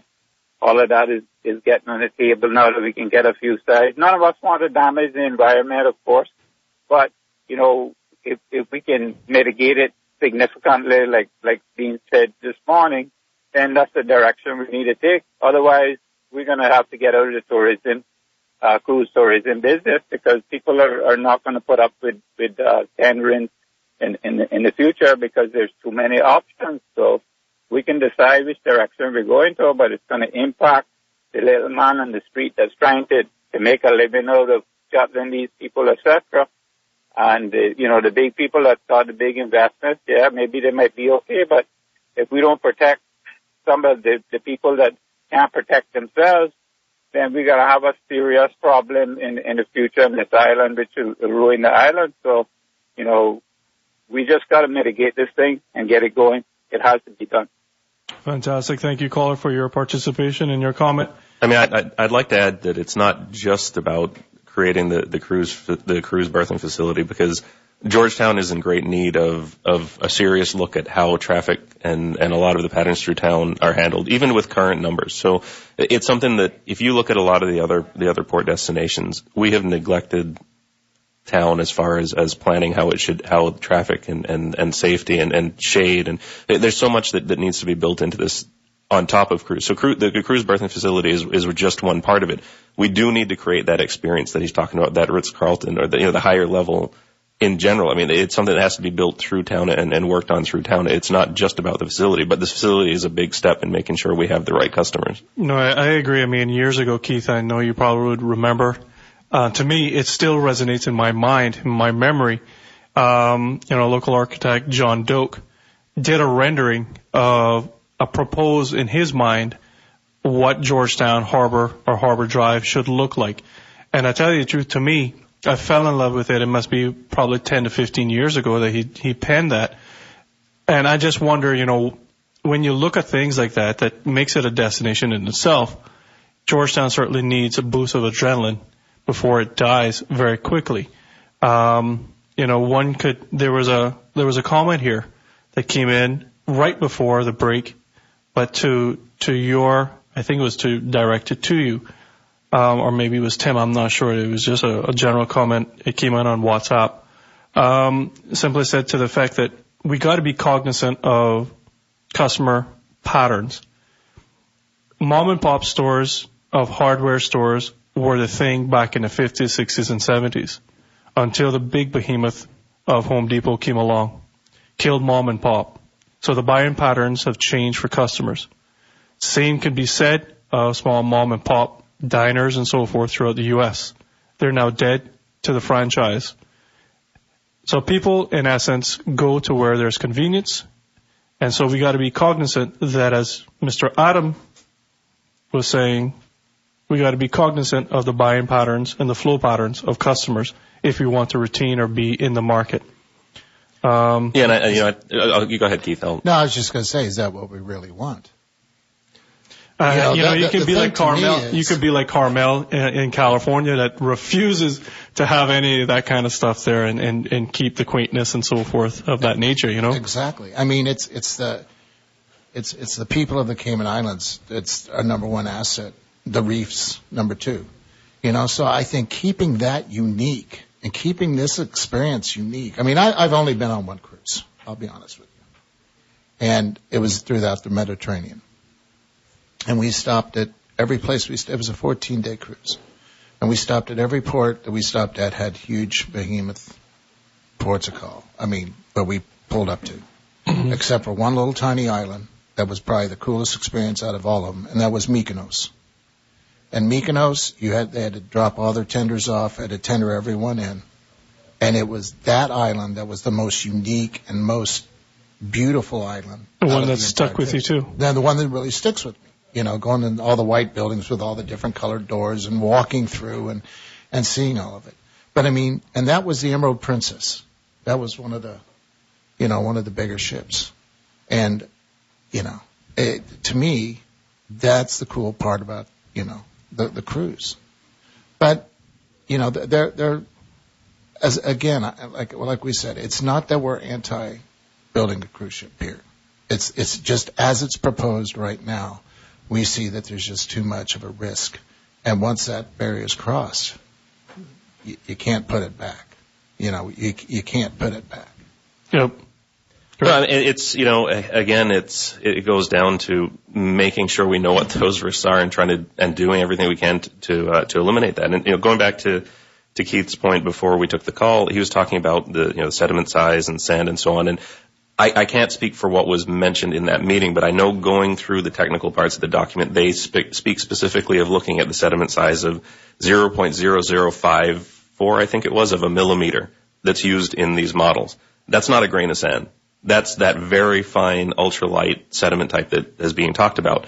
And as far as talking about dumping material over the edge a mile and a half out that they talk about, they speak of that, I think, more in relation to the cutter suction dredge, where it could either be piped out to that area, or because there has to be a flow of that water and so on out, and it's harder to contain that with a land-based capture for the fill, and that's part of why they're talking about using more, the slower method.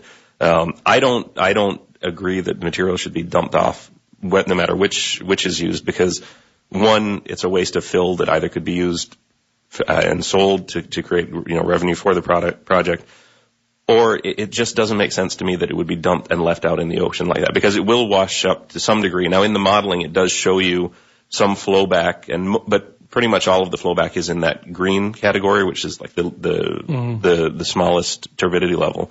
But even so, to me, if you can take that away, don't add anything else to it. That shouldn't be part of an option. It should be, let's try to use the slower method. Let's keep the fill, use it where we can on land, and do the sensible approach. But they do model that because they want you to know all of the options and all of the possibilities. Yeah, what they had talked about, because the 7.7 acres that was going to be filled was only going to utilize 50% of what they actually dredge up. So that part, they were talking about taking out the sea and actually just opening up the bottom of the ship and letting it drop down. So again, that's kind of scary on what happens there. And again, it's great that they point out that as a model so you can see what that would be. That's what we're here for. We make sure that doesn't happen. Yeah. The fill can be used, can be sold, and that's why they've said with that hydraulic backhoe dredge, it gives you the opportunity, because it's slower, that you can take that fill and find a use for it on land, and it increases your chances of that. Whereas the cutter suction, you're pumping so much through and so much water flow through, it makes it impossible. So you have to look at all the possibilities, because they're in all the technologies, but you make the most sensible decision to make sure that doesn't happen. Fantastic. We got more callers online. Good morning, caller. How are you this morning? Hey, Woody. Hey, good morning. Thank you for holding. My goodness, I have been sitting there for 45 minutes listening to you guys. That's unbelievable. Fantastic. Well, well, you must have called back on. Hello to Chris and also to Keith, who's there. Just a couple of things I want to touch on real quickly. I won't keep you too long, but I've got at least three things I'd like to mention. First of all, the Constitution specifically talks about the damage and the protection of our environment for future generations. That's a given, and that's there, and that's something that we have to consider very, very seriously. It's there, it's enshrined, and the only way that can be changed if a government goes in there and says, look, this is going to hamper everything, let's take it out, or whatever they're going to do. The second thing is, I'm very concerned about, it's all well and good, let's put in the dock and all that. I want to know how this is going to be paid for. Now, I haven't heard anything being discussed about, first of all, from what I understand, Chris, I don't know, maybe you might know a bit more. The government will not be able to raise this kind of money as far as a loan for the government because of the, I guess it's the agreement with England, the FCO, whatever it is. That they can only go beyond to a certain point with the budget and all the rest of it. The other thing, if Mr. Milburn would just, I can quickly answer that part for him. If you look through the outline business case, it gives you a specific method of how this project is being looked at. And right now we're in the second stage. The first stage was the business case. Second phase is the EIA. And we still haven't gone through. We don't have the full commentary back from DOE as far as public consultation. That environmental stage has to be fully completed and evaluated before you start looking at any kind of financing models or start approaching anyone with a request for proposals from financing. So that would be the next step. So that's actually in the business case scenario, they did state that the wisest thing for the Cayman Islands government to do is to create a PPP, private-public partnership. And the reason for that being it was a multi-tier approach to that. One, the Cayman Islands could not borrow any additional resources.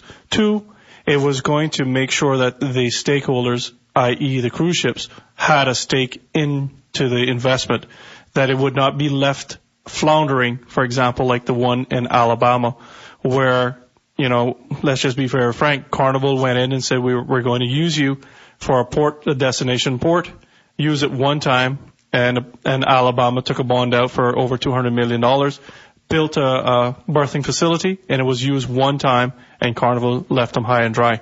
And so that was one of the scenarios and one of the reasons why the business case scenario, cited that a PPP is necessary. Yeah, that's what I was going to say. Is they give a couple different.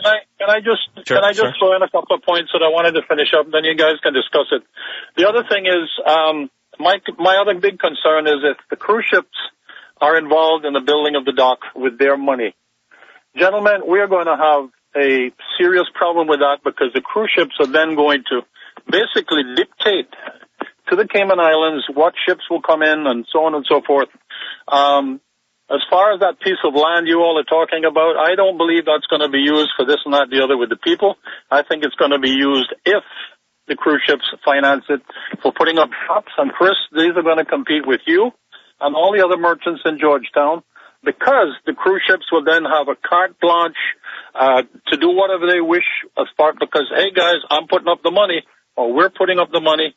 And we, Cayman, will not see anything from that because every passenger who comes in, that $10, $5, whatever it happens to be, is going to go straight back to the cruise ship people to pay off this debt. So we will not see anything from benefit from that apart from the people coming to the island for, because of that. Now, the other thing I want to mention is this. Have we discussed the carrying capacity for the Cayman Islands as far as cruise ships are concerned? I remember years ago when Thomas Jefferson was doing things as Minister of Tourism, we had a cap, I believe, which was about 12,000 passengers on a daily basis. Now, times have changed, as you all well know. Are we going to stop at 3 or 4 ships on that dock, which will then bring in maybe, give and take a little bit, maybe 15 to 20,000 passengers? Or are we then going to say, here again, it's the cruise ships are going to dictate. So, 2 other Carnival ships want to come in. Okay, fine. You guys go down there and anchor just to the north of the dock. Here we go. That's another 6,000 passengers on top of that again. Cayman cannot, and I'm going to keep saying this, cannot deal with the amount of people coming in on these huge ships. We do not have the infrastructure, and we can do all we want. Georgetown, I know, needs to be changed because of this and that, the other. I've been telling them that for years. One-way street going north on Harbor Drive, or shut it down altogether and just have pedestrian only. But let me tell you something, guys. I had some of my divers they just left today. Peter, if they go through with this dock and what we saw in Georgetown one day last week, absolute confusion with only 3 or 4 ships in at one time, we are going to lose a tremendous amount of overstay visitors. And Chris, I hate to say it, but this is what put Cayman where it is today. And again, you all know my position on this. I am not against cruise ship tourism, but we've got to limit the amount of people that can come into this country on cruise ships. If we don't, we are going to kill the golden goose that laid kill the goose that laid the golden egg. And I'm sorry if I'm sounding a little bit whatever about this, but I've been doing this a lot longer than most of you guys, and believe me, I've seen it. Georgetown Harbor, I've seen strong currents running through Georgetown Harbor down the shallow reefs themselves. And if you think that silt is not going to go back and forth, north and south, as Keith said earlier, then we've got another thing coming, because you can do all the simulations you want on a computer in a laboratory somewhere, but that will not fill in for what is a natural thing. And this is where we need to get people that are knowledgeable in that situation from Cayman who knows what's going on. Kem Jackson would be one of the first ones I would mention. Captain Paul. These people are very much aware of these situations, and a first-hand experience is 10 times better than any kind of a computer simulation. Anyway, I'm going to leave it at that, guys, because I'm a little hot under the collar right now as it is. But again, I am not against cruise ship tourism, but we need to control the amount of people that come in here. I don't care what anybody says. Even the guys in the North Sound can only hold so many people on their trips. And if we go beyond that, 3 or 4 ships a day, in my personal opinion, is more than enough. Any more than that is going to be a total chaotic situation on the West Bay Road, Georgetown, and wherever you do it, because you can't move all the buildings out of Georgetown and do this and that, the other. And believe me, it's going to be nothing but chaos. Gentlemen, thank you very much. Thank you. Well, I if you guys don't mind, before we hit the break, I know we probably jotted down some answers and so forth. I just want to pay some respect to some of the callers that have been holding online. Good morning, caller. How are you this morning? What's on your mind? All right, seems like we lost that one. Good morning, caller. What's on your mind? Hello? Okay. Good morning, caller. How are you? Good morning, buddy. Good morning. Thank you for calling Cayman Crosstalk. Yeah, all the time. How are you? I'm fine, thank you, my friend. Vertical and moving, so I'm blessed. That's how we go. Some of those people on your panel, do they know when the first tourists to come here by? It was aircraft or plane. You know, the first tourists to come here by boat, right? By ship, right? Yes, sir. That's right. And you know the ship was named? First tourist ship? As a little boy? Star Polaris. Mm-hmm. A lot of people know that name. Mm-hmm. That was the name of the ship, Star Polaris. I'll never forget that. And what I'm saying, you buy a bus, you have a car and you run taxi, and you see that you need more space, and you buy a minivan, and the minivan keep filling up and you need more space, you buy a bus. But sometimes it backfire on you also. But what I'm saying, look at the Holiday Inn. The Holiday Inn could have been built also where it was and been big like the Ritz-Carlton. They took all that mangroves and different stuff to destroy that. So what I'm saying, the dock, maybe we have to just take something from the environment. But one thing I'm saying, I want you to listen carefully. You remember Mr. Jim Barton? Yes, sir. He was a good leader. They said that when he was building the airport, what they were going to put in it, if we were going to put cows in it. You see today, we need the airport expand so badly. It's pitiful. So all I'm saying, if we need the dock, the cruise ship dock, we need it because when the cruise ship passengers come here, they come through on their arrivals. So I meet a lot of them. So we need, if we build it and it backfire on us, it backfire on us. And if we build it and it give us good economy, let's go with it. That's what I say. Have a blessed, wonderful day within. I hope your people on your panel hear that, okay? Yes, sir. Thank you very much for your contribution. And we got one last caller, and we're going to take that before we hit the break and come back and answer some questions. Good morning, caller. Good morning. Crosstalk. How are you, sir? Good morning, Wood, and good morning to your panel. Sorry, I apologize. I don't know the names of the panel. I just tuned in, but I heard Mr. Melbourne, Peter Melbourne talking. Yes, sir. So I just quickly wanted to address because, you know, it's only fair for us to have a wide range of opinions and you know, so we can talk about this subject. But I just find it's very funny coming from a man like Mr. Peter Melbourne to make the comment that he think only 3 cruise ships is enough for Cayman. But that's because his business is water sports. What happened to all the upland development who has built infrastructure around the Georgetown Harbor to accommodate cruise passengers? You know, so you got to look at this thing from a holistic standpoint. Whereas, yes, the water sports industry is one aspect, the tour operators on land is another aspect, and the upland development is another aspect. And they are all industries that were all created because of cruise ship passengers. So we need to be able to understand that it's not only cruise ship passengers don't only come here to benefit people like Mr. Melbourne, who gets on the radio and proclaim to be this big advocate of environment when his boats too cross the North Sound and tear up all that turtle grass and create the biggest smut and have a major impact on the environment. You know, you can't be a half environmentalist. You know, if you're going to be an environmentalist, you're either 100% or you're not one at all. And I only say this to keep it fair because, you know, we hear people like that calling saying we only need 3 cruise ships, but to whose benefit or to whose detriment? You know, if we're going to put a pair in to accommodate mega-sized ships, in my opinion, I don't think that that's the way to go. I think we need to enhance the product we already have, and we need to be able to offer better and a safer service for the cruise ships that come here now. I don't think we should destroy the Georgetown Harbor or any of this coral, like whether it's old, bad, or anything. I think we need to look at it from a holistic standpoint. So I beg that caller to not only consider himself when we talk about, you know, cruise ship passengers. And certainly, yes, we understand that the load of passengers is a strain to our infrastructure. That's why we need to do things better. We need to decide whether we're going to pedestrianize Georgetown in order to accommodate. We need to make these decisions. So we just can't jump on the horn and say, oh, well, because my business will do well with only 3 cruise ship passengers, then that's the way it should be. You know, it's going to affect everybody else, and we can't make a decision based on 1 or 2 opinions or ideas. We need to have this thing properly planned out for the next 50 to 100 years, so we don't have to go back at this again for a very long time. Have a good morning, guys. Thank you very much. And, gentlemen, we jot down all of our answers and so forth, and as soon as we come back, we will try to answer all of those. We want to ask those who just called in, please hold on the line, because I just don't want you to get cut off with a commercial break, because the computer will shut us down. Here we go!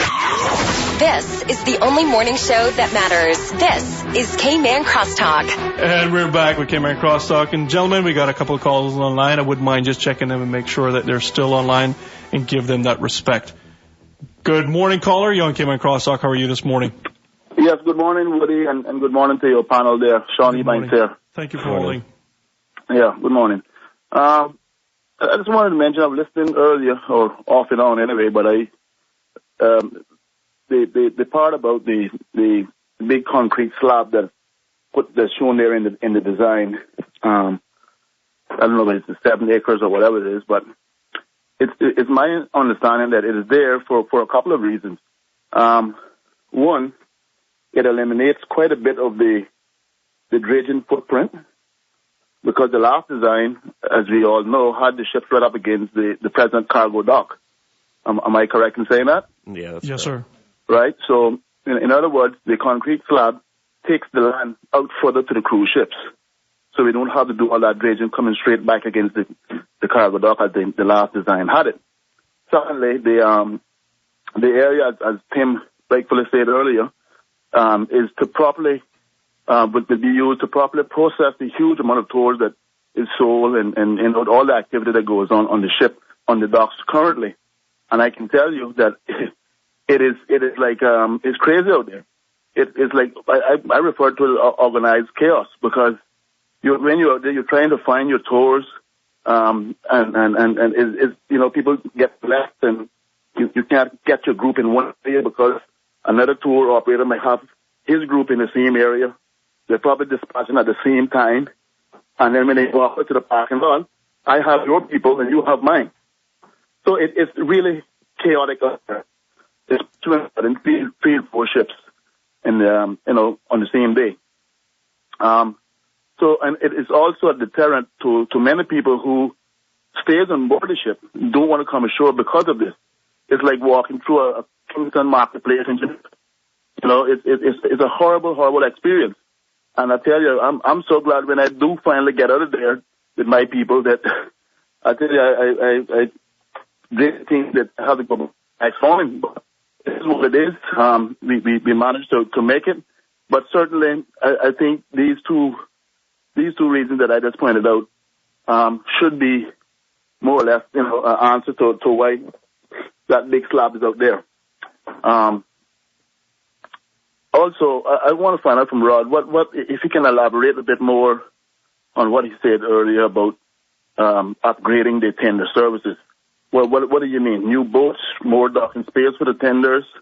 I don't know. If I can get his explanation on that, would be good.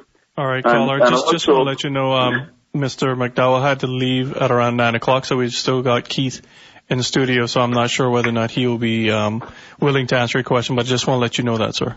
Oh, okay. Sorry about that. Well, anyway, I was just wondering what he meant by that. But upgrading the tender in service doesn't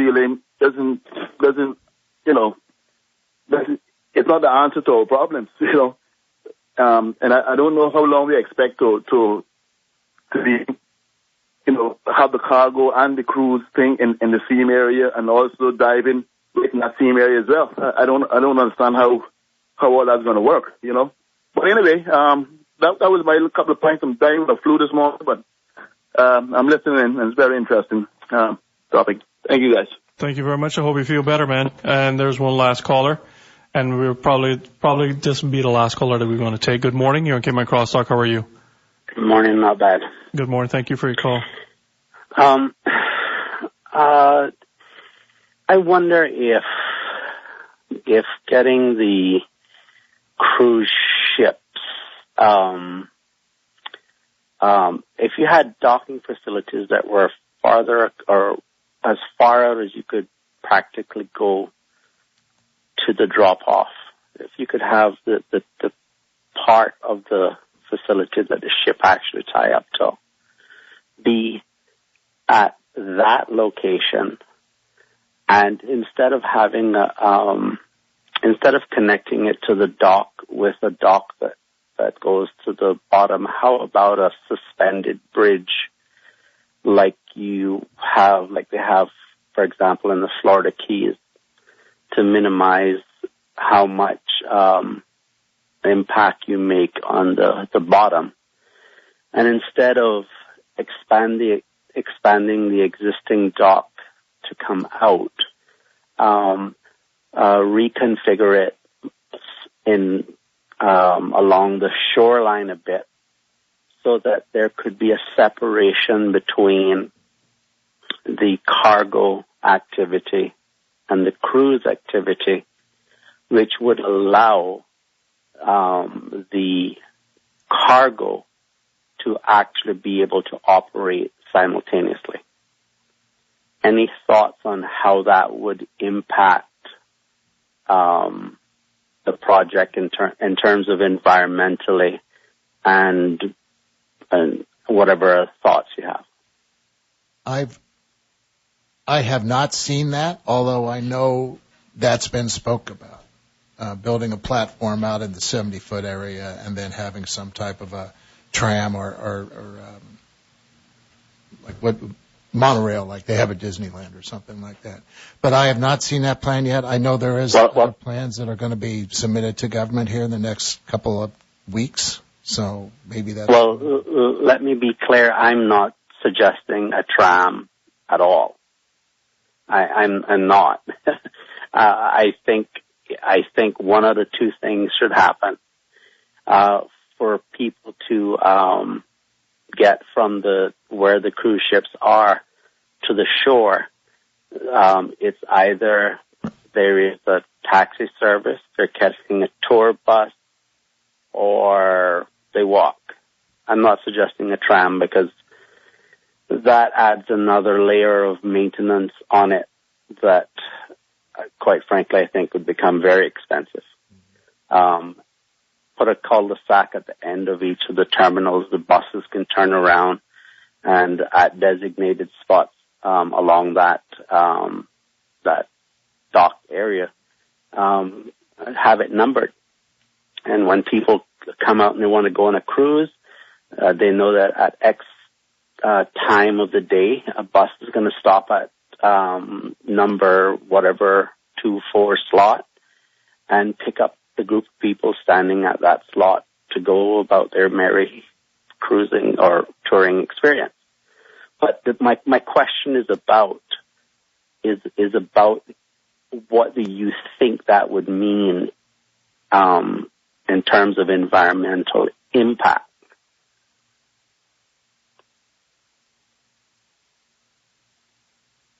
Hello? Well, yeah. Everyone, I guess looking at that, it would obviously be the least, and if you're looking almost like a suspension bridge, in essence, that is on a dolphin, and you're performing, and people got to walk to that way, or drive in that capacity. Obviously, it would be least impactful. I think what has happened in the past, and I stand to be corrected by the ministry, was that there was a configuration of a dock that was a lot longer and was stretched to close to the drop-off area. That mitigated the issue of dredging, as we're talking about now and discussing now. But the cruise ships, who are going to be in this private-public partnership, was not happy with that aspect of it, for the mere fact that they felt that the traversing over this pier was way too long for their average guest and so forth. So it was almost an inconvenience to them. And to that. Also, there was worried about being broadside to the prevailing winds and versus looking at orientation to currents and wind and how the dock should be. if you're broadside to it, it's going to be a lot more issues and likelihood of complications coming into the dock. So I think that was part of what was considered as well. And I guess if they do spin around and hit Devil's Grotto, then we don't have to worry about nothing much again after that one. But I'm not suggesting that it be configured so that it is broadside to the wind. I'm suggesting that the question is, if you could take it out as far as you could, having it properly oriented. But caller, you really couldn't do that, because then what Chris is saying, if you're looking at how they're going to be oriented, they would need to come on a diagonal facing northwest, in essence, West Bay Road, because that's the prevailing winds to assist them to mitigate the buffering. If you brought it out to the backside of it, they would need to turn around or turn some sort of, diagonal way to the harbor, facing that aspect, and then they will still be into the land area. Because as Timmy pointed out earlier, between the coast and the edge of the drop-off, one may think it's a long distance, but really in essence, it's not a lot. And Keith is kind of confirming that as well. So that really couldn't work per se in a manner that you're envisioning in your head, because it will still have to dredge somehow or another to orient them correctly. Yeah, but my question is, in comparison to what the existing or the proposed plans are, would it be 10% less, 50% less dredging? What would it mean? I'm trying to. Well, I think without seeing, it's great that, this is a great opportunity that we have with this process, is getting feedback and ideas and so on. I think you'd have to see a physical. I'm having a hard time picturing it mentally in my head. Well, because if you're only looking at a couple of hundred, let's say 300, 400 yards, Keith, you know that area probably quite well.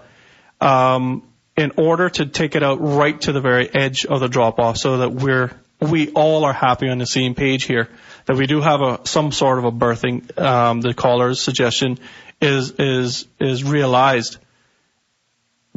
When you're looking at that aspect of it, you're still going to have to dredge, and we're not certain how much of the tail end of the ship or the vessel would need to be dredged back in.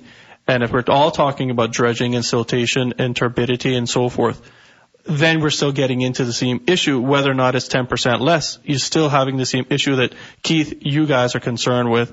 And even the ones that are pro-port is concerned about, wanting that level to be mitigated as well. So, as to Chris' point, until and when you can give numbers and dimensions, it will be somewhat difficult for anyone to really assess what the mitigation or the lessening of the impact would be, whether or not it's 10%, 20%. I don't think it's fair and reasonable to ask that kind of question. Right. Well, I'm wondering why it wasn't considered in the current plan. Well, like I told you, the initial plan was something very similar to what you're suggesting, and it went all the way out to the drop-off, so there was no dredging, I believe, whatsoever. It was simply dolphins and piles being put down. But that was a long gangway, I guess you would call it, or a long port. And that was the initial configuration, and I believe that was taken to the main players in the game, because you got to realize there's only two real main players in the Cayman market. Carnival Cruise Lines dominate somewhere in the region of 68% of all cruise ships. They're not only Carnival, but they're all smaller vessels and so forth, and other name brand companies that come into the Cayman Islands. So they own 60%, 68% thereabouts, close to 70% of that cruise market. Then the other major player is Royal Caribbean Lines. So when those two players saw the initial plan, something very similar to what you're talking about, they both debunked it and wanted to go back to where we're talking about now. They debunked it because it was too long a walk. That's correct. That's what I understand. It was inconvenient to their guest. So their proposal now is instead of being inconvenient to their guests, be destructive to the reef. And that's more beneficial? Well, it's actually not the cruise lines that have put the proposals forward. At the end of the day, if the cruise lines are going to say, we're not going to accept that proposal for this reason, then you could say it's not them, but really it is them. Because if the customer, who the cruise ships are really the customer, doesn't want to buy the service you're selling, which is docking facilities, then it is really the cruise ships. Well, the cruise ships will dictate the method of construction. But what I'm hearing is that the method of tearing up the reef, as far as the cruise ships are concerned, is preferable than the visitors taking a bus or a cab or walking. Am I incorrect in coming to that assumption? I haven't seen that opinion being put forward, so it's not, as far as commentary on that, that's something that would have to be asked of the cruise lines. I would like for it to be asked. I would like for it to be asked because I'd like to know whether it is feasible to go farther out. I think that anything technologically is feasible. It does come down to a cost as well, though, and that's part of what's going to go into the evaluation of all of the options. Well, okay, all right. Well, I'll be honest with you. What you're talking about, if you take the presentation that was put forward by Reginald De La Pena, better known as Choppy, in terms of his floating pier, you're basically talking very similar to how his initial plan was, where it jutted out over to the drop-off as far as possible. And then you have the dock or the gangway or whatever it was that was length to that, I believe it was close to 1,000 yards or 900 yards or something like that. It was pretty significant, and it was kind of walking around or mitigating the issue of all of the coral and the marine life in that immediate area. I believe something very similar to that was done by Beard, and that configuration, and I can't say it enough, was debunked. And now this is where we're at. That's my understanding of it. Well, you're saying that it was debunked, but my understanding of the reason why you're saying it was debunked had nothing to do with it not being able to work other than it was inconvenient. You're correct. Okay, well, that's problematic to me. Well, I mean, it's problematic to all of us in the Cayman Islands because we all know what business wants and what they will get. And I think that's where Keith and them are coming from, and what Rod said at the very beginning. If we're going to do something, we should not be completely dictated to by, I guess, those powers that be. We should try to create a unique experience locally. And I think that's what both sides are trying to say in this whole entire matter, and that we should do our best to try to preserve what is best and move forward, because everyone says the same thing. We all need cruise as part of our overall hospitality package. Well, I hope that you could look into this particular question a little more, and hopefully on another show that we could have. I wrote it down, and I'll do that. In fact, I hope to be calling out to the Ministry of Tourism as well and talk about this, because this is obviously a national issue. All right. Thanks a lot. Take care. Thank you very much. Thank you. Gentlemen, there's just 2 callers online, and then we're going to just wrap up. Hopefully they'll be very succinct.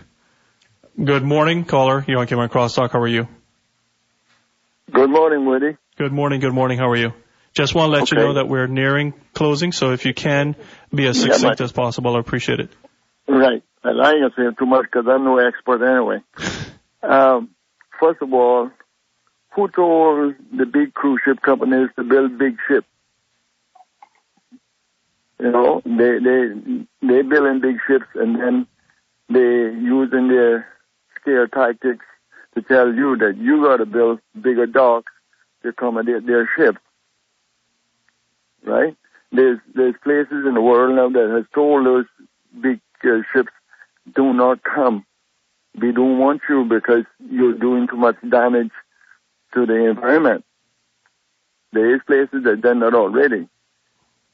And about the tendering part, well, there is places out there the cruise ship stops.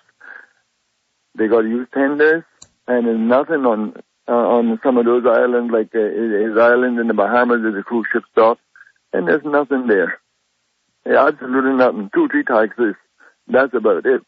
Everybody else had picked up and gone, but the cruise ship still stops, and they still use the tenders. Belize, they use the tenders, long tender ride to go in there. But they're not telling Belize to build a long dock to accommodate them over there. Right. And have you got a cruise ship dock down there? Have you seen the massive size of their propellers? That's going to be a continual silk-making machine. So it not just be the dredging part. You get the silk from the propellers, and once they put them in gear, that's it. It is silk coming up all the time. All the time. Not just today or tomorrow. It'll be as long as they keep coming. Okay. And the other group that is talking, we need the dock. We need the dock. I say, upgrade the little dock that we got, and spend the rest of the money on the hospitals and the airport. But that group is also using scare tactics on you to make you believe if you don't get the dock, we'll never get no business. The cruise ships cannot afford not to come to Cayman. This is their best stop. So they're not going to drop you off like a hot potato. All right? All right, I appreciate that, my friend. Thank you very much. That's my little piece. Like I say, I'm no expert on anything, but that's my little piece on top of it. No, we all have a perspective, and we all have an opinion because it all affects us. Thank you very much. Have a wonderful day. Well, gentlemen, I tell you, we got just a few minutes left. According to this thing, we got about 4 minutes to wrap up before we're locked. And I'm leaving the floor to either one of you. You can toss it up, see who wants to close. I mean, we took quite a few calls there. There's so much to cover. I have to try to get my head back to even going back to Peter Milburn, which was about a half hour ago. Yep. Looking at it, talking about the cruise financing, I mean, you have to have buy-in from the cruise if you want them to guarantee any kind of continued passenger count. Back when Czech was going to be the developer and the cruise lines weren't going to be involved, that's when we were in danger of having a scenario where you build something and they don't come. You have to have some buy-in. You want to make sure that it's the right for the country, and the country will own it in the end and have a say. So you don't want it fully financed by the cruise, but you have to have buy-in. As far as capacity, yes, capacity is being looked at in current configuration. We need to do a lot to town to make sure that if there is an increase, we can handle the increase. We need to maximize town's efficiency even with our current numbers. So that's something that has to be dealt with regardless of where you go. As far as, going back to capacity as well, we're looking at the airport. The airport is a disaster now because it can't handle the people coming through. We're not saying stop the number of ships, the number of planes coming through or bring smaller planes. We're saying let's make the airport work so that we get a benefit for the whole island. So I think we're looking at the whole tourism product and trying to do the same thing for both sides. We're trying to maximize stayover, try to maximize cruise. You need to have the right facilities, right layout, and make it sensible for everybody. As far as it goes to, trying to make a balance, the current footprint we're looking at for this facility is 0.005% of our marine environment on the coast for a third or more of our tourism industry. So you have to think, yes, there will be some impact from a dock and being built, but we have to make sure that we're looking at the total picture and doing what's right for our people, right for the environment, and put it all together. As far as capacity on island, I mean, it's fine to say, okay, we have to, I wish Rod was still here because I actually wanted to ask him a question before he went through. He said, we have too many people on sandbar and so on, and it's too much capacity. I mean, he operates some of the largest ships, largest boats taking people out to Stingray City that most of them are crews. A lot of the independent guys carry 20 people, 30 people. I've been out there in a lot of those red sailboats, especially the catamarans. You're talking 70, 80 people that then go on to Rum Point and so on. So he sees that there's a need to take people out and has larger boats to do so, but then he's telling you need to take less people out. So I wish he was, I don't feel bad saying that when he's not here, because I wish he was here to give an answer to that. And that's something I did want to ask. And as far as scare tactics, we're not trying to make anything up. We're trying to relay what the cruise lines have said to us. People can take it as they wish. We just do see that there is a real risk that if we don't do anything, that we're going to end up in a horrible economic situation. I would really just like to see the cruise ships come out, be forthright, and come out and put it in paper, or have somebody from RCCL sit here and someone from Carnival sit here and look you straight in the eye. I would love that. And tell them what they're telling Chris, Timmy, and all these things. Because, like I said, everyone had been touting the FCCA. And we went out and reached out to Michelle Page, who's the president of the FCCA. Yep, you read that this morning. And, and like I said, it'll be a press release coming out later on today. I'm sure CNS will cover it, and it'll be on the SaveCayman.org site. And send it to me and put it on Rooster as well. I'll definitely put it up. But just in closing, I think my vision of the Cayman Islands is a quality product more than anything. We don't want to be like everyone else. Like the one caller said, they're not going to drop us. They're not going to drop us. Even when Carnival made the announcement of going to Cuba next year, the 3 stops along the coast, Grand Cayman was still on the list of the Western Caribbean. People choose where they want to go, and they see a quality product in Grand Cayman, and that's why they will keep on reaching out to Carnival and to RCCL and Disney and Norwegian and everyone else, because they want to come here for the different experience. So thanks again for having us. Talking about the Cuba itinerary, most of the itineraries are set at least 2 years out, and the one line that's going in to Cuba is owned by Carnival, but it's not a line that has ever currently come to Cayman. It's more of a social eco type. So they can go to Cuba. Yeah, so that they can go to Cuba. That's not something that currently. So that is a line that has never ever been to Cayman. So it's a little bit different. Yes, we're still on the itinerary, but those itineraries were set 2 years ago. So it's a little bit of a difference. No, I tell you the truth, fantastic conversation, gentlemen. Good cross discussion. We're all on the same page. We all agreed that. Where I think we're just a paragraph away from each other. So the next step is for us to get together and see where we're all at. And I think one thing we all agree on is that this island needs a growth management strategy. Absolutely. So that we all can sit down, we all can map it, we can put a Gantt chart on there, we can say, well, all right, this is where we want to be in 5, 10, 15 years, and this is how we're going to do it, instead of us having, like the caller alluded to earlier, go back after the fact and say, well, all right, this wasn't done correctly because we didn't do all the work and all the effort. I believe that there is something here, and I believe if the powers that be, like you said, when you got the FCCA communicating what you read earlier and you're going to put out, and we're willing to put it on our web page as well. I'll put it on the Facebook page. I'll put it on Rooster's Facebook page as well. And even our website. So just send it over to me. I'll do that so people have that information. But when you got the FCCA communicating what you articulated this morning, that it's the destination that really matters, we got to be cognizant of all of these things. And as you said, there is a solution in all of this. And I hope that maybe the first, in my opinion, and in my opinion only, the first configuration that Baird had presented, which was very similar configured to that proposed by Reginald De La Pena in his floating dock system, which mitigated a lot of the destruction of whatever coral heads or whatever people want to call them, whether or not squab bottom was or coral heads, however you want to term it. Those things, and that I thought they were very mindful of that. I thought that was the best option possible, and I hope that's being considered and brought back to the table, giving all of this great discussion, because obviously it is something we all need, and it's something the island needs. And I know so many West Bayers in particular that work in this industry and depend on it, and we cannot be cognizant, we have to be cognizant that this is a social, economic decision that we're making here. It's not just one of these things that's just going to benefit a few, but it can impact all of us if not done correctly. It can impact us negatively. If it's done well, like you said, we will maintain a quality product that people keep coming back year after year and keep investing in our real estate, keep investing in town and so forth.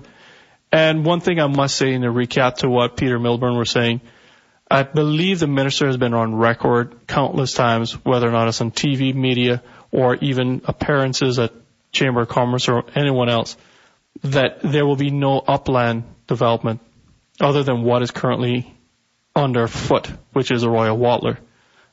The whole entire goal and purpose is to revitalize downtown Georgetown, and that's part of a whole entire package where there's going to be rezoning. So we're going to have those sidewalk cafes that we were kind of discussing through the whole entire break and whatnot. You're going to have the capability of people living within Georgetown in those commercial buildings because they're restricted right now. So you're going to have, for example, restaurants and so forth, retail outlets on ground floors, offices on second floors, and maybe on the fourth and fifth floors, you're going to have apartments, which is all great. And so we're going to have a new urbanism theme that's probably very mimicking, that of what Camana Bay is. And I think all of us are looking forward to that because Georgetown not only ends right by Cardinal Avenue, it goes all the way back down to Shedden Road. It goes all the way back to Eastern Avenue. And it's a beautiful walking area. It's not too big to walk. It's less than 3.3 miles, I think it is, in terms of walking the whole entire length. So when you look at businesses that way, all of us can benefit if it's done properly and correctly. So I want to thank you gentlemen, and I want to thank Rod, I want to thank Timmy, all of us who came in and discussed this whole entire thing like good, mature people who love this island. I think we're just one step closer, and I'm glad and I'm thankful for all of you. And thank you for this great crosstalk. Thanks for the opportunity, Woody.